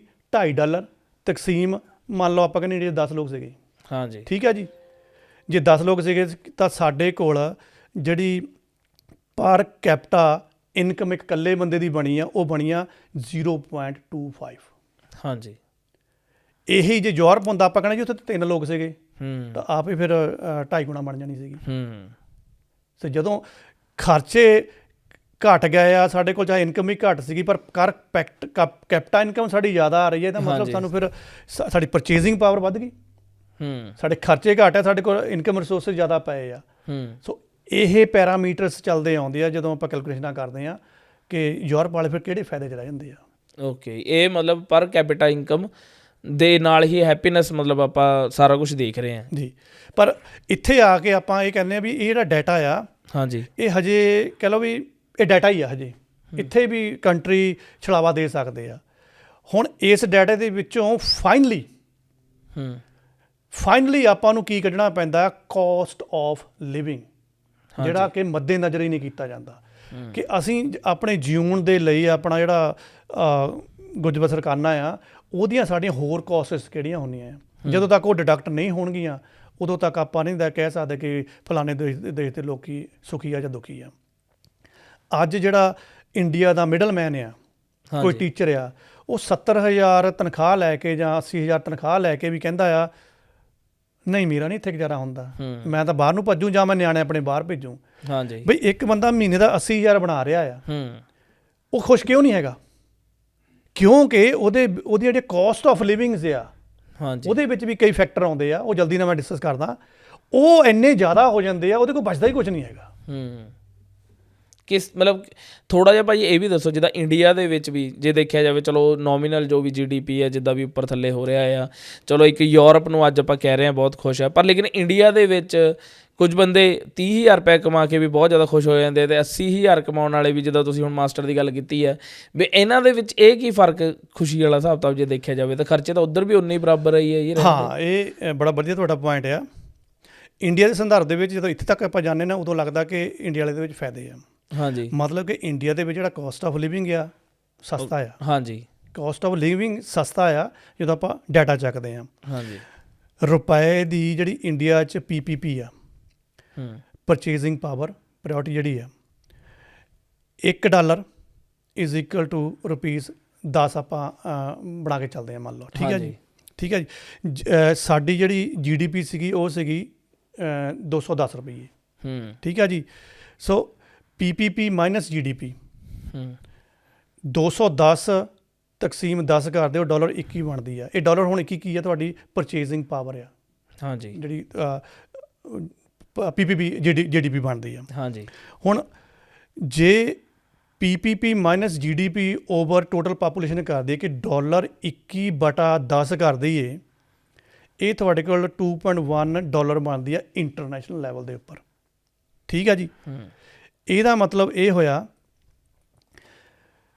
ਕਿ ਜੇ ਸਾਡੀ ਕਾਸਟ ਆਫ ਲਿਵਿੰਗ ਕਿਤੇ ਸਸਤੀ ਪੈਂਦੀ ਆ, ਜੇ ਸਾਡੀ ਇਨਕਮ ਵੀ ਘੱਟ ਆ, ਤਾਂ ਸਾਨੂੰ ਉੱਥੇ ਫਿਰ ਵੀ ਚੰਗਾ ਲੱਗਦਾ ਆ ਉੱਥੇ ਰਹਿਣਾ। ਕਈ ਵਾਰ ਇੱਦਾਂ ਹੁੰਦਾ ਨਾ ਵੀ ਅਮਰੀਕਾ ਦੇ ਵਿੱਚ ਮੰਨ ਲਓ ਇੱਕ ਅੰਬ ਦੀ ਕੀਮਤ $1 ਆ, ਐਕਸਚੇਂਜ ਰੇਟ ਹੈਗਾ ਉਹਦਾ ਇੰਡੀਆ ਦੇ ਨਾਲ 83 ਰੁਪਏ ਦਾ। ਹਾਂਜੀ, ਇਹਦਾ ਮਤਲਬ ਉਹਨਾਂ ਦਾ $1 ਇੰਡੀਆ ਦੇ ਵਿੱਚ 8 ਅੰਬ ਖਰੀਦ ਸਕਦਾ ਆ। ਹੁਣ ਇੱਕ ਪਾਸੇ ਅਮਰੀਕਾ ਵਾਲਾ ਬੰਦਾ ਅਮਰੀਕਾ 'ਚ ਬੈਠ ਕੇ ਇਹ ਕਹੂਗਾ ਕਿ ਲੈ ਮੇਰੀ ਤਾਂ ਪਾਵਰ ਹੀ ਬਹੁਤ ਆ, ਪਰ ਉੱਥੇ ਇਹ ਦੇਖਣਾ ਪਏਗਾ ਤੇਰੀ ਪਾਵਰ ਤੇਰੇ ਦੇਸ਼ 'ਚ ਨਹੀਂ ਹੈਗੀ ਇੰਨੀ, ਦੂਜੇ ਜਗ੍ਹਾ ਜਾ ਕੇ ਆ। ਤੇਰੇ ਕੋਲ ਤਾਂ ਤੇਰੇ ਦੇਸ਼ ਦੇ ਵਿੱਚ ਇੱਕੋ ਹੀ ਅੰਬ ਆਉਂਦਾ ਨਾ, ਤੂੰ ਦੂਜੇ ਜਗ੍ਹਾ ਜਾ ਕੇ ਜੇ ਰਹੂੰਗਾ ਜਾਂ ਜਾ ਕੇ ਉੱਥੇ ਉਸ ਜਿਹੜਾ ਇਨਵਾਇਰਮੈਂਟ ਹੈ ਉਹਦੇ ਵਿੱਚ ਤੂੰ ਆਪਣੀ ਇਨਕਮ ਕਾਊਂਟ ਕਰੂੰਗਾ ਤਾਂ ਤੈਨੂੰ ਫਿਰ ਉਹ ਸਵਾਦ ਨਹੀਂ ਆਉਣਾ ਹੈਗਾ। ਭਾਈ ਜਦੋਂ ਇੰਡੀਆ ਦੀ ਆਪਾਂ ਗੱਲ ਕਰ ਰਹੇ ਹਾਂ ਹੁਣ, ਜਦੋਂ ਇੰਡੀਆ ਦੇ ਉੱਤੇ ਆਏ ਆ, ਤਾਂ ਇੰਡੀਆ ਦੇ ਵਿੱਚ ਦੇਖਿਆ ਜਾਵੇ ਕਿ ਵੀ ਯੂਰਪ ਦੇ ਮੁਕਾਬਲੇ ਜਾਂ ਅਮਰੀਕਾ ਦੇ ਮੁਕਾਬਲੇ ਮੈਨੂੰ ਲੱਗਦਾ ਕਿ ਵੀ ਜਿਹੜੀ ਉੱਥੇ ਦੀ ਪਰ ਕੈਪੀਟਾ ਇਨਕਮ ਕਹੀ ਜਾਵੇ, ਪਰ ਬੰਦੇ ਦੀ ਇਨਕਮ ਘੱਟ ਹੈ। ਮਤਲਬ ਉੱਥੇ ਬਾਹਰ ਜ਼ਿਆਦਾ ਹੈ ਯੂਰਪ ਦੇ ਵਿੱਚ, ਪਰ ਇੰਡੀਆ ਦੇ ਵਿੱਚ ਇੰਨੀ ਨਹੀਂ ਹੈਗੀ। ਪਰ ਇੰਡੀਆ ਦੇ ਵਿੱਚ ਫਿਰ ਇਹ ਕਿੱਦਾਂ ਸਰਵਾਈਵਿੰਗ ਹੋ ਰਿਹਾ, ਲੋਕ ਉੱਥੇ ਵੀ ਖੁਸ਼ ਨੇ? ਮਤਲਬ ਇਹ ਕੁਛ ਮੈਨੂੰ ਥੋੜ੍ਹਾ ਜਿਹਾ ਦੱਸੋ, ਇਹ ਕਨਫਿਊਜ਼ਨ ਜੀ ਹੋਈ ਪਈ ਹੈ ਜਿੱਦਾਂ ਦੇ ਹੁਣ ਆਪਾਂ ਡਾਟਾ ਸਾਰੇ ਪੜ੍ਹ ਰਹੇ ਹਾਂ। ਜੀ ਬਿਲਕੁਲ। ਵੈਸੇ ਤਾਂ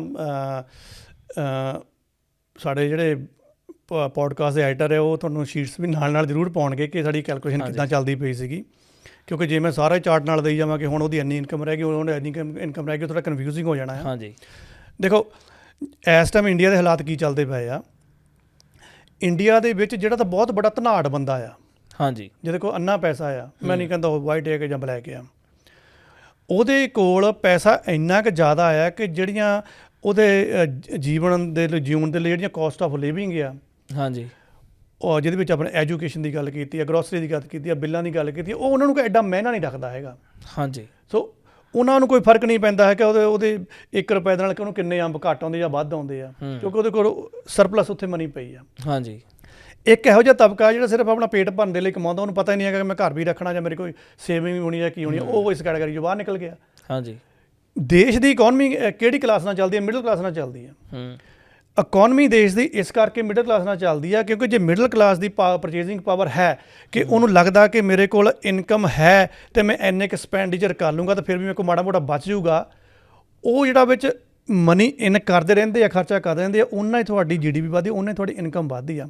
ਇੰਡੀਆ ਦਾ ਹਾਲਾਤ ਇਹੋ ਜਿਹਾ ਹੋ ਗਿਆ ਕਿ ਕਾਸਟ ਆਫ ਲਿਵਿੰਗ ਜਿਹੜੀ ਆਪਾਂ ਨੇ 4-5 ਫੈਕਟਰ ਉੱਥੇ ਕਾਊਂਟ ਕੀਤੇ ਆ, ਉਹ ਜ਼ਿਆਦਾ ਵੱਧ ਗਏ ਆ।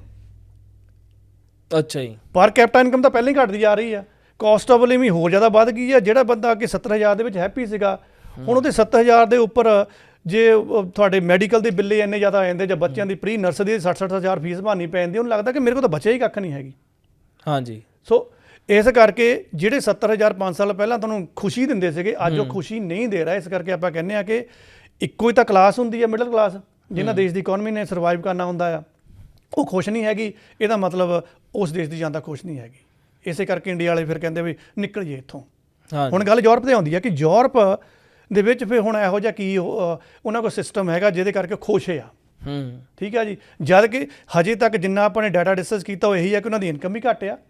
ਹਾਂਜੀ। ਲੇਕਿਨ ਉਹਨਾਂ ਦੇ ਕੋਲ ਜਿਹੜੇ ਲਾਈਫ ਨੂੰ ਜਿਉਣ ਦੇ ਖਰਚੇ ਹੁੰਦੇ ਆ, ਉਹਨਾਂ ਦੇ ਵਿੱਚ ਉਹ ਕੰਪੈਰੇਟਿਵਲੀ ਗੁੱਡ ਆ। ਉਹ ਕਿੱਦਾਂ ਗੁੱਡ ਆ, ਉੱਥੇ ਆਪਾਂ ਗੱਲ ਕਰਦੇ ਹਾਂ। ਯੂਰਪ ਦੇ ਜੇ ਆਪਾਂ ਦੁਨੀਆ ਦੇ ਸਾਰੇ ਫੂਡ ਦੇ ਜਾਂ ਡਰਿੰਕ ਦੇ ਆਪਾਂ ਪ੍ਰੋਡਕਟ ਚੱਕ ਲਈਏ, ਯੂਰਪ ਇਹਦੇ ਵਿੱਚ ਰਾਜ ਕਰਦਾ ਆ।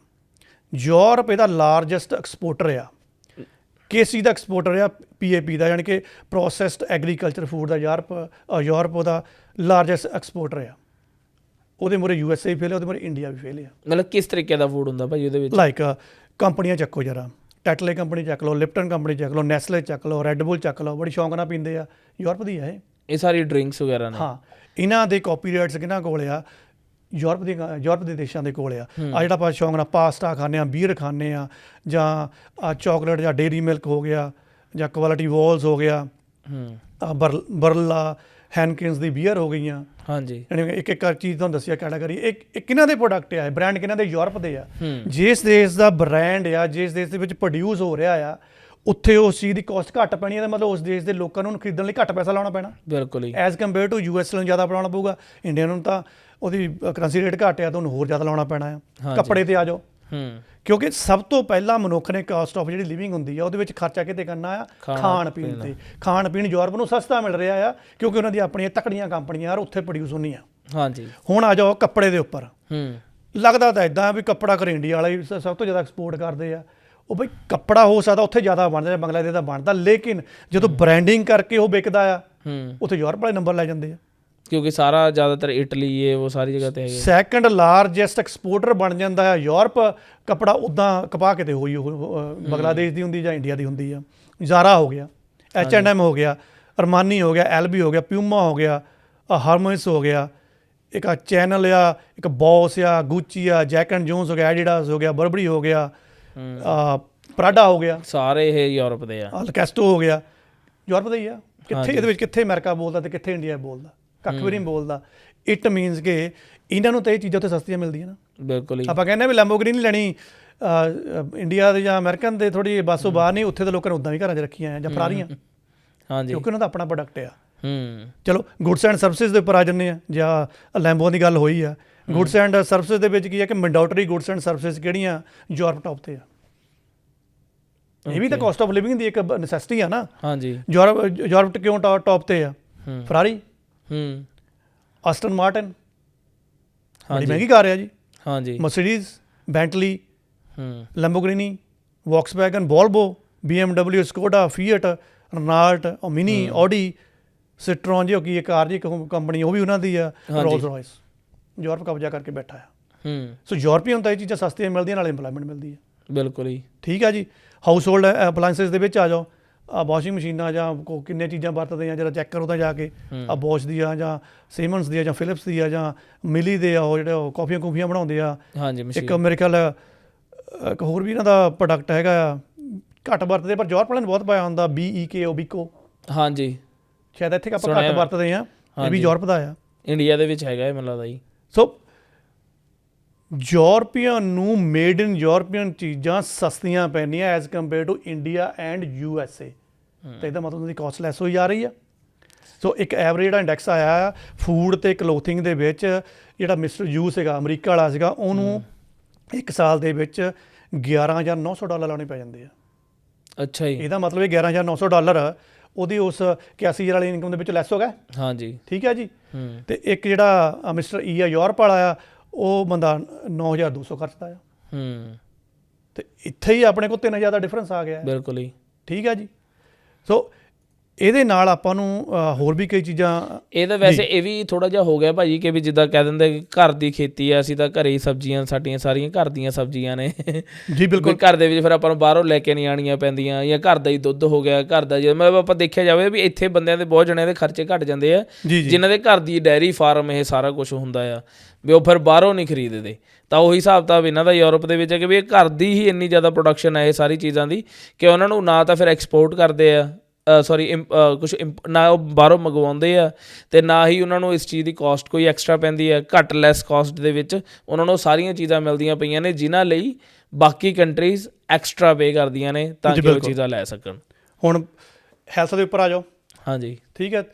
ਇੰਡੀਆ ਦੇ ਵਿੱਚ ਹੈਲਥ ਦੀ ਜਿਹੜੀ ਕਾਸਟ ਹੈ, ਧੂੰਆਂ ਕਢਾਇਆ ਪਿਆ ਹੈ। ਹਾਂਜੀ, ਠੀਕ ਹੈ ਜੀ। ਯੂਰਪ ਦਾ ਹੈਲਥ ਸਿਸਟਮ ਸਭ ਤੋਂ ਜ਼ਿਆਦਾ ਬੈਸਟ ਹੈਲਥ ਸਿਸਟਮ ਆ, ਪੂਰਾ ਵਰਲਡ ਉਹਦਾ ਮੁਕਾਬਲਾ ਨਹੀਂ ਕਰ ਸਕਦਾ। ਕਿਸ ਤਰੀਕੇ ਨਾਲ? ਵਧੀਆ ਹੈਲਥ ਪਾਲਿਸੀ ਉਹ ਯੂਰਪ ਦੀ ਮੰਨੀ ਗਈ ਆ, ਜਾਣੀ ਕਿ ਜਿਹੜੇ ਹੁਣ ਆਪਣੇ ਕੋਲ 27 ਦੇਸ਼ ਬਣ ਗਏ ਆ, ਕਿਉਂਕਿ ਇੰਗਲੈਂਡ ਬਾਹਰ ਚਲੇ ਗਿਆ ਸੀਗਾ। ਹਾਂਜੀ, ਉਹੀ ਸੇਮ ਪਾਲਿਸੀ, ਉਹਦਾ ਨਾਮ ਹੈਗਾ ਯੂਨੀਵਰਸਲ ਹੈਲਥ ਕੇਅਰ ਸਿਸਟਮ। ਪੂਰੇ ਯੂਰਪ ਦੇ 27 ਦੇਸ਼ਾਂ ਦੇ ਵਿੱਚ ਚੱਲਦਾ ਆ। ਯੂਨੀਵਰਸਲ ਜਿਹੜਾ ਹੈਲਥ ਕੇਅਰ ਸਿਸਟਮ ਆ ਕਿਸੇ ਹੋਰ ਦੇਸ਼ ਦੇ ਵਿੱਚ ਲਾਗੂ ਨਹੀਂ ਹੋ ਪਾਇਆ। ਅਮਰੀਕਾ ਦੇ ਵਿੱਚ ਜਿਹੜਾ ਹੈਲਥ ਸਿਸਟਮ ਹੈ ਉੱਥੇ ਪ੍ਰਾਈਵੇਟ ਇੰਸ਼ੋਰੈਂਸ ਲੈਣੀ ਪੈਂਦੀ ਆ। ਹਾਂਜੀ, ਬੜਾ ਉਹਨਾਂ ਦੇ ਉੱਪਰ ਬੋਝ ਆ। ਹੁਣ ਜਿਹੜਾ ਇਹਨਾਂ ਦਾ ਸਿਸਟਮ ਆ, ਇਹਨੂੰ ਆਪਾਂ ਕਹਿੰਦੇ ਹਾਂ ਮੈਂਡੇਟਰੀ ਇੰਸ਼ੋਰੈਂਸ ਸਿਸਟਮ, ਕਿ ਇਹਦੇ ਵਿੱਚ ਕਿੱਦਾਂ ਸਰਵਾਈਵ ਕਰਦੇ ਆ। ਪਬਲਿਕ ਦੇ ਉੱਪਰ ਟੈਕਸ ਪ੍ਰੋਪਰ ਲਾਏ ਜਾਂਦੇ ਆ, ਪਲੱਸ ਇੱਕ ਉੱਥੇ ਸਿਨ ਟੈਕਸ ਲੱਗਦਾ। ਸਿਨ ਟੈਕਸ ਮੈਨੂੰ ਲੱਗਦਾ ਕੋਈ ਹੋਰ ਦੇਸ਼ ਇਸ ਤਰ੍ਹਾਂ ਦੀ ਕੋਈ ਕਾਰਵਾਈ ਕਰਦਾ ਹੈ, ਗੱਲਾਂ ਬਥੇਰੀਆਂ ਕਰਦੇ ਆ। ਸਿਨ ਟੈਕਸ ਕੀ ਹੁੰਦਾ? ਸ਼ਰਾਬ ਅਤੇ ਤੰਬਾਕੂ ਦੇ ਉੱਪਰ ਪਰਫੈਕਟਲੀ ਟੈਕਸ ਲਗਾਇਆ ਜਾਂਦਾ। ਓਕੇ, ਪਬਲਿਕ ਟੈਕਸ ਪਲੱਸ ਸਿਨ ਟੈਕਸ ਜਮ੍ਹਾਂ ਕਰਕੇ ਕੁਛ ਗੌਰਮੈਂਟ ਇਹਦੇ ਵਿੱਚ ਆਪਣੇ ਵੱਲੋਂ ਸਰਮਾਇਆ ਪਾ ਕੇ ਇਸ ਮੈਂਡੇਟਰੀ ਇੰਸ਼ੋਰੈਂਸ ਸਿਸਟਮ ਨੂੰ ਹੈਲਪ ਕਰਦੀਆਂ ਕਿ ਤੁਸੀਂ ਲੋਕਾਂ ਨੂੰ ਇਹ ਸਿਸਟਮ ਦਿਓ, ਔਰ ਇਹ ਫ੍ਰੀ ਆਫ ਕਾਸਟ ਬਣਦਾ ਆ। ਇਹ ਸਿਸਟਮ ਹੈ ਕੀ ਹੈ ਭਾਜੀ? ਇਹ ਇਹਨਾਂ ਦਾ ਹੈਲਥ ਸਿਸਟਮ ਆ। ਮਤਲਬ ਇਹਦੇ ਵਿੱਚ ਕੀ ਬੈਨੀਫਿਟ, ਕਿਸ ਤਰੀਕੇ ਦੇ ਵਿੱਚ ਬੈਨੀਫਿਟ? ਮੈਂ ਉਹ ਦੱਸ ਕੇ ਹਟਾ ਨਾ ਵੀ ਪਬਲਿਕ ਦੇ ਕੰਮਕਾਰ ਦੇ ਟੈਕਸ ਦੇ ਪੈਸੇ ਪ੍ਰੋਪਰਲੀ ਬਚਾ ਲਏ ਜਾਂਦੇ ਆ। ਸ਼ਰਾਬ ਤੇ ਤੰਬਾਕੂ ਦੇ ਉੱਪਰ ਸਿਨ ਟੈਕਸ ਲਗਾ ਕੇ ਪ੍ਰੋਪਰ ਉੱਥੋਂ ਜਿਹੜੇ ਫੰਡਿੰਗ ਬਚਦੀ ਆ, ਉਹਦੇ ਵਿੱਚ ਜਿਹੜੇ ਗਵਰਨਮੈਂਟ ਆ ਉਹ ਆਪਣੇ ਵੱਲੋਂ ਵੀ ਕੁਛ ਨਾ ਕੁਛ ਪੋਰਸ਼ਨ ਪਾ ਕੇ ਇੱਕ ਫੰਡ ਕ੍ਰੀਏਟ ਕਰਕੇ ਇਸ ਮੈਂਡੇਟਰੀ ਇੰਸ਼ੋਰੈਂਸ ਸਿਸਟਮ ਦੇ ਵਿੱਚ ਮਨੀ ਇਨ ਕਰਕੇ ਰੱਖਦੀ ਆ ਕਿ ਤੁਸੀਂ ਦਿਓ ਲੋਕਾਂ ਨੂੰ ਸਹੂਲਤ। ਅਤੇ ਇਹਦੇ ਵਿੱਚ ਕੀ, ਜਿੱਦਾਂ ਨੋਰਮਲੀ ਕੋਈ ਅਮੈਰੀਕਾ ਨੇ, ਬਹੁਤ ਸਾਰੀ ਜਿਹੜੀਆਂ ਹੋਰ ਵੀ ਕੰਟਰੀ, ਚਾਹੇ ਆਸਟ੍ਰੇਲੀਆ ਵੀ ਹੈ, ਇਹਦੇ ਵਿੱਚ ਜਦੋਂ ਕਿਸੇ ਤੋਂ ਤੁਸੀਂ ਕੋਈ ਆਪਰੇਸ਼ਨ ਕਿਸੇ ਨੇ ਕਰਵਾਉਣਾ ਹੈ ਜਾਂ ਕਿਸੇ ਨੂੰ ਪ੍ਰੋਬਲਮ ਹੁੰਦੀ, ਕਿਸੇ ਡਾਕਟਰ ਕੋਲ ਜਾਂਦੇ ਹੋ, ਉਹਨਾਂ ਨੂੰ ਡੇਟਸ ਮਿਲਦੀਆਂ 1 ਸਾਲ ਬਾਅਦ ਦੀਆਂ, ਵੀ ਤੁਹਾਡਾ ਆਪਰੇਸ਼ਨ ਅਸੀਂ 1.5 ਸਾਲ ਬਾਅਦ ਕਰਾਂਗੇ, 1 ਸਾਲ ਬਾਅਦ ਕਰਾਂਗੇ, ਜਾਂ ਤੁਸੀਂ 6 ਮਹੀਨੇ ਬਾਅਦ ਆਏ ਹੋ। ਡੇਟਸ ਨਹੀਂ ਮਿਲਦੀਆਂ ਪਈਆਂ ਹੋਸਪੀਟਲ ਦੇ ਵਿੱਚ ਜਾ ਕੇ, ਬੰਦਾ ਇੰਨਾ ਟਾਈਮ ਐਮਰਜੈਂਸੀ ਦੇ ਵਿੱਚ ਬੜਾ ਬੁਰਾ ਹਾਲ ਹੁੰਦਾ। ਅਤੇ ਕੀ ਇਹਦੇ ਵਿੱਚ ਵੀ ਫਰਕ ਹੈ ਕੁਛ, ਮਤਲਬ ਯੂਰਪ ਦੇ ਵਿੱਚ? ਹਾਂ ਫਿਲਹਾਲ ਯੂਰਪ ਦੇ ਵਿੱਚ ਜਿੱਦਾਂ ਜਿੱਦਾਂ ਤਾਦਾਦ ਵੱਧ ਰਹੀ ਹੈ ਨਾ, ਉੱਥੇ ਥੋੜ੍ਹੀ ਜਿਹੀ ਕਹਿ ਲਓ ਵੀ ਵੇਟਿੰਗ ਪੈ ਰਹੀ ਹੈ, ਪਰ ਉੱਥੇ ਇੰਨਾ ਬੁਰਾ ਹਾਲ ਨਹੀਂ ਹੈਗਾ ਜਿੰਨਾ ਕਿ ਅਮਰੀਕਾ ਅਤੇ ਇੰਡੀਆ 'ਚ ਜੇ ਸਿਸਟਮ ਦੇ ਹਿਸਾਬ ਨਾਲ ਚੱਲਣਾ ਹੋਵੇ। ਇੰਡੀਆ ਤਾਂ ਫਿਰ ਆਪਾਂ ਆਪਣੇ ਪੱਲਿਓਂ ਜਾਂ ਫੜ ਕੇ ਪੈਸੇ ਦੇ ਕੇ ਆਪਾਂ ਇਲਾਜ ਕਰਾ ਲੈਂਦੇ ਹਾਂ, ਪਰ ਉਹ ਫਿਰ ਕਿਹੜੇ ਖਾਤੇ ਜਾਂਦਾ ਆਪਣੇ ਤੇ ਵੜਨ ਹੀ ਪੈਂਦੀ ਆ। US ਦੇ ਬਿਲਕੁਲ ਉਲਟਾ ਆ, US ਦੇ ਵਿੱਚ ਪ੍ਰਾਈਵੇਟ ਇੰਸ਼ੋਰੈਂਸ ਲੈਣੀ ਪੈਂਦੀ ਹੈ ਤਾਂ ਤੁਹਾਡਾ ਨੰਬਰ ਆਉਂਦਾ, ਨਹੀਂ ਤਾਂ ਉੱਥੇ ਕਈ ਲੋਕ ਤਾਂ ਬਿਨਾਂ ਇਲਾਜ ਕੀਤੇ ਹੀ ਚਲੇ ਜਾਂਦੇ ਆ। ਹੁਣ ਜਿਹੜਾ 2003 ਦਾ ਡਾਟਾ ਆ, USA ਦਾ ਜਿਹੜਾ ਹਰ ਪਰਿਵਾਰ ਆ ਨਾ, ਐਵਰੇਜਲੀ ਹੈਲਥ ਕੇਅਰ ਦੇ ਉੱਪਰ $6,159 ਖਰਚਦਾ ਆ, ਅਤੇ ਯੂਰਪ ਵਾਲਾ ਇੱਕ ਪਰਿਵਾਰ ਐਵਰੇਜਲੀ ਹੈਲਥ ਕੇਅਰ ਦੇ ਉੱਪਰ ਕਿੰਨਾ ਖਰਚਦਾ ਆ?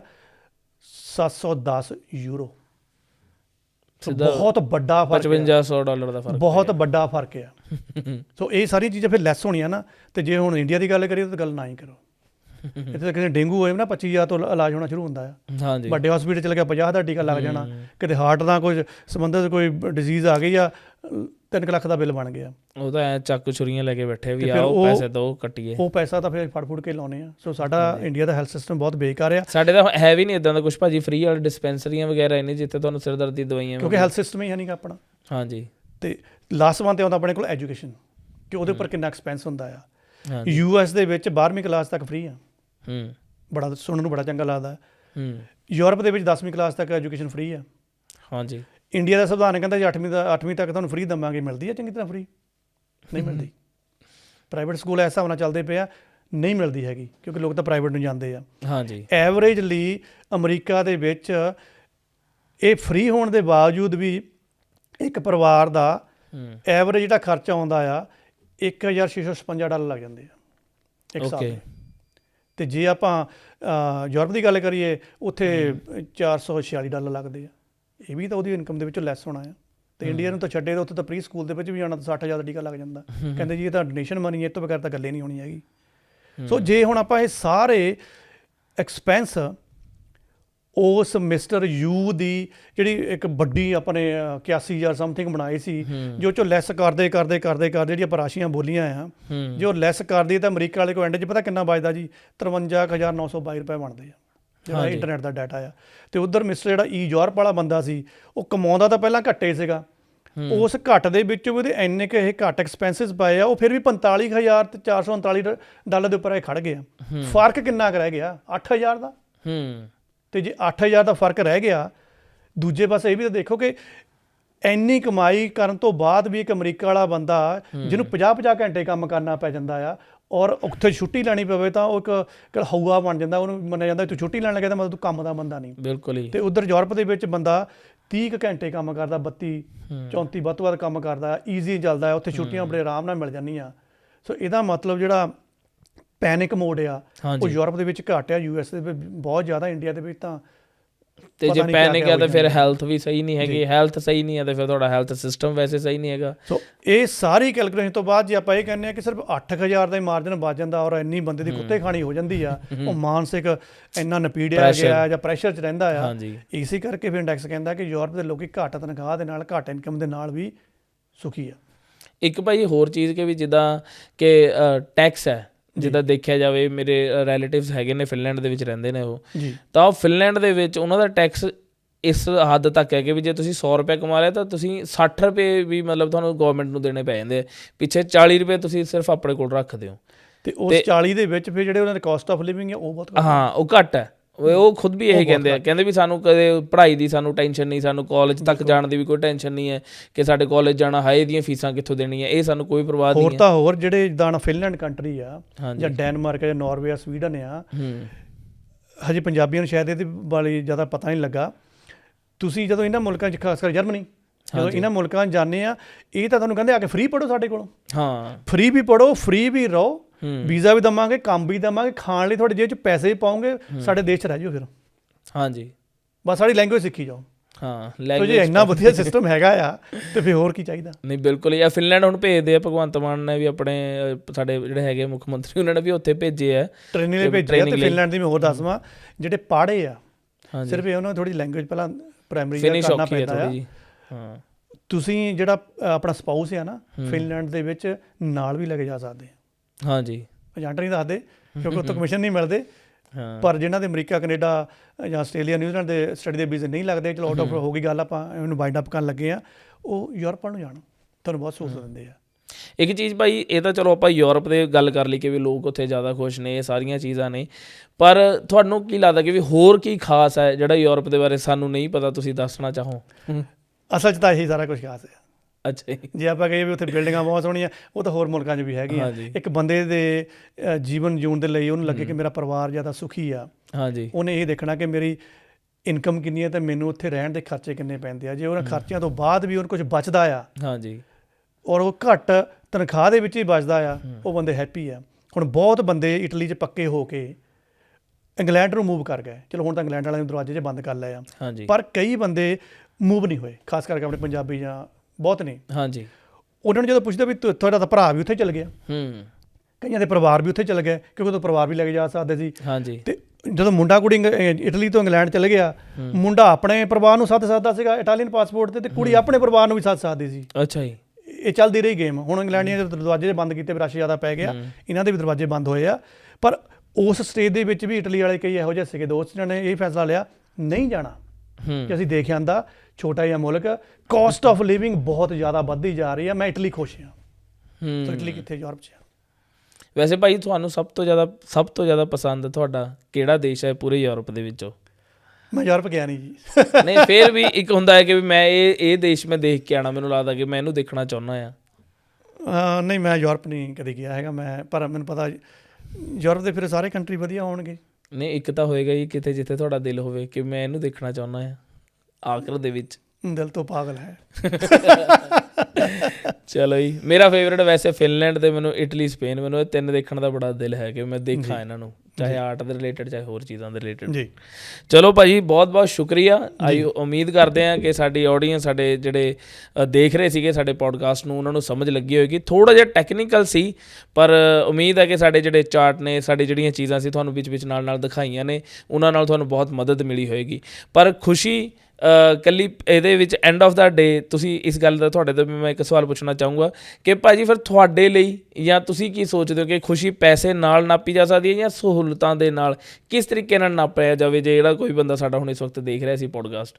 ਨਹੀਂ, ਹੁਣ ਕਨਕਲੂਜਨ ਤਾਂ ਇਹ ਨਿਕਲਦਾ ਕਿ ਇਕੱਲੀ ਕਮਾਈ ਤੁਹਾਡਾ ਸਕੂਨ ਜਾਂ ਤੁਹਾਡੀ ਖੁਸ਼ੀ ਉਹਦੀ ਗੁਣਾ ਤਕਸੀਮ ਨਹੀਂ ਬਣਾ ਸਕਦੀ। ਹਾਂਜੀ, ਤੁਸੀਂ ਕਿੰਨਾ ਕਮਾਉਂਦੇ ਹੋ, ਜਿੰਨਾ ਉਹਦੇ ਵਿੱਚ ਕਾਸਟ ਆਫ ਲਿਵਿੰਗ ਤੁਹਾਡੀ ਨਿਕਲਦੀ, ਜੇ ਤੁਹਾਡੇ ਕੋਲ ਫਿਰ ਵੀ ਕੁਝ ਬਚਦਾ ਆ, ਉਹ ਤੁਹਾਨੂੰ ਜ਼ਿਆਦਾ ਸਕੂਨ ਦਊਗਾ। ਜਦੋਂ ਉਹ ਜ਼ਿਆਦਾ ਸਕੂਨ ਦਿੰਦਾ, ਤੁਹਾਨੂੰ ਲੱਗਦਾ ਕਿ ਨਹੀਂ, ਇਹ ਧਰਤੀ ਮੇਰੇ ਲਈ ਸਭ ਤੋਂ ਬੈਸਟ ਆ। ਫਿਰ ਉਹ ਮੈਂ ਨਾ ਨਹੀਂ ਦਿਖਾਉਂਦਾ ਕਿ ਉਹ ਅਮਰੀਕਾ ਸੀ ਕਿ ਇਟਲੀ ਸੀ ਜਾਂ ਕੋਈ ਹੋਰ ਮੁਲਕ ਸੀ, ਉਹ ਤੁਹਾਨੂੰ ਸਕੂਨ ਦੇ ਰਿਹਾ ਆ, ਤੁਹਾਨੂੰ ਚੰਗੀ ਸਹੂਲਤ ਦੇ ਰਿਹਾ, ਤੁਹਾਡਾ ਪਰਿਵਾਰ ਉੱਥੇ ਵਧੀਆ ਪਲ ਰਿਹਾ ਆ, ਉਹ ਤੁਹਾਡੀ ਵਧੀਆ ਜਗ੍ਹਾ, ਉਹਨੂੰ ਛੱਡ ਕੇ ਨਾ ਜਾਇਓ। ਚਲੋ ਜੀ, ਬਹੁਤ ਬਹੁਤ ਸ਼ੁਕਰੀਆ ਜੀ। ਅਗਲੀ ਵਾਰ ਅਸੀਂ ਇੱਕ ਨਵੀਂ ਰਿਪੋਰਟ ਦੇ ਨਾਲ, ਇੱਕ ਵਧੀਆ ਟੌਪਿਕ ਦੇ ਨਾਲ ਤੁਹਾਨੂੰ ਇਸੇ ਇੰਡੋਜ਼ TV ਪੋਡਕਾਸਟ ਦੇ ਵਿੱਚ ਮਿਲਦੇ ਹਾਂ। ਤਦ ਤੱਕ ਲਈ ਧੰਨਵਾਦ, ਸ਼ੁਕਰੀਆ ਜੀ। ਧੰਨਵਾਦ ਜੀ।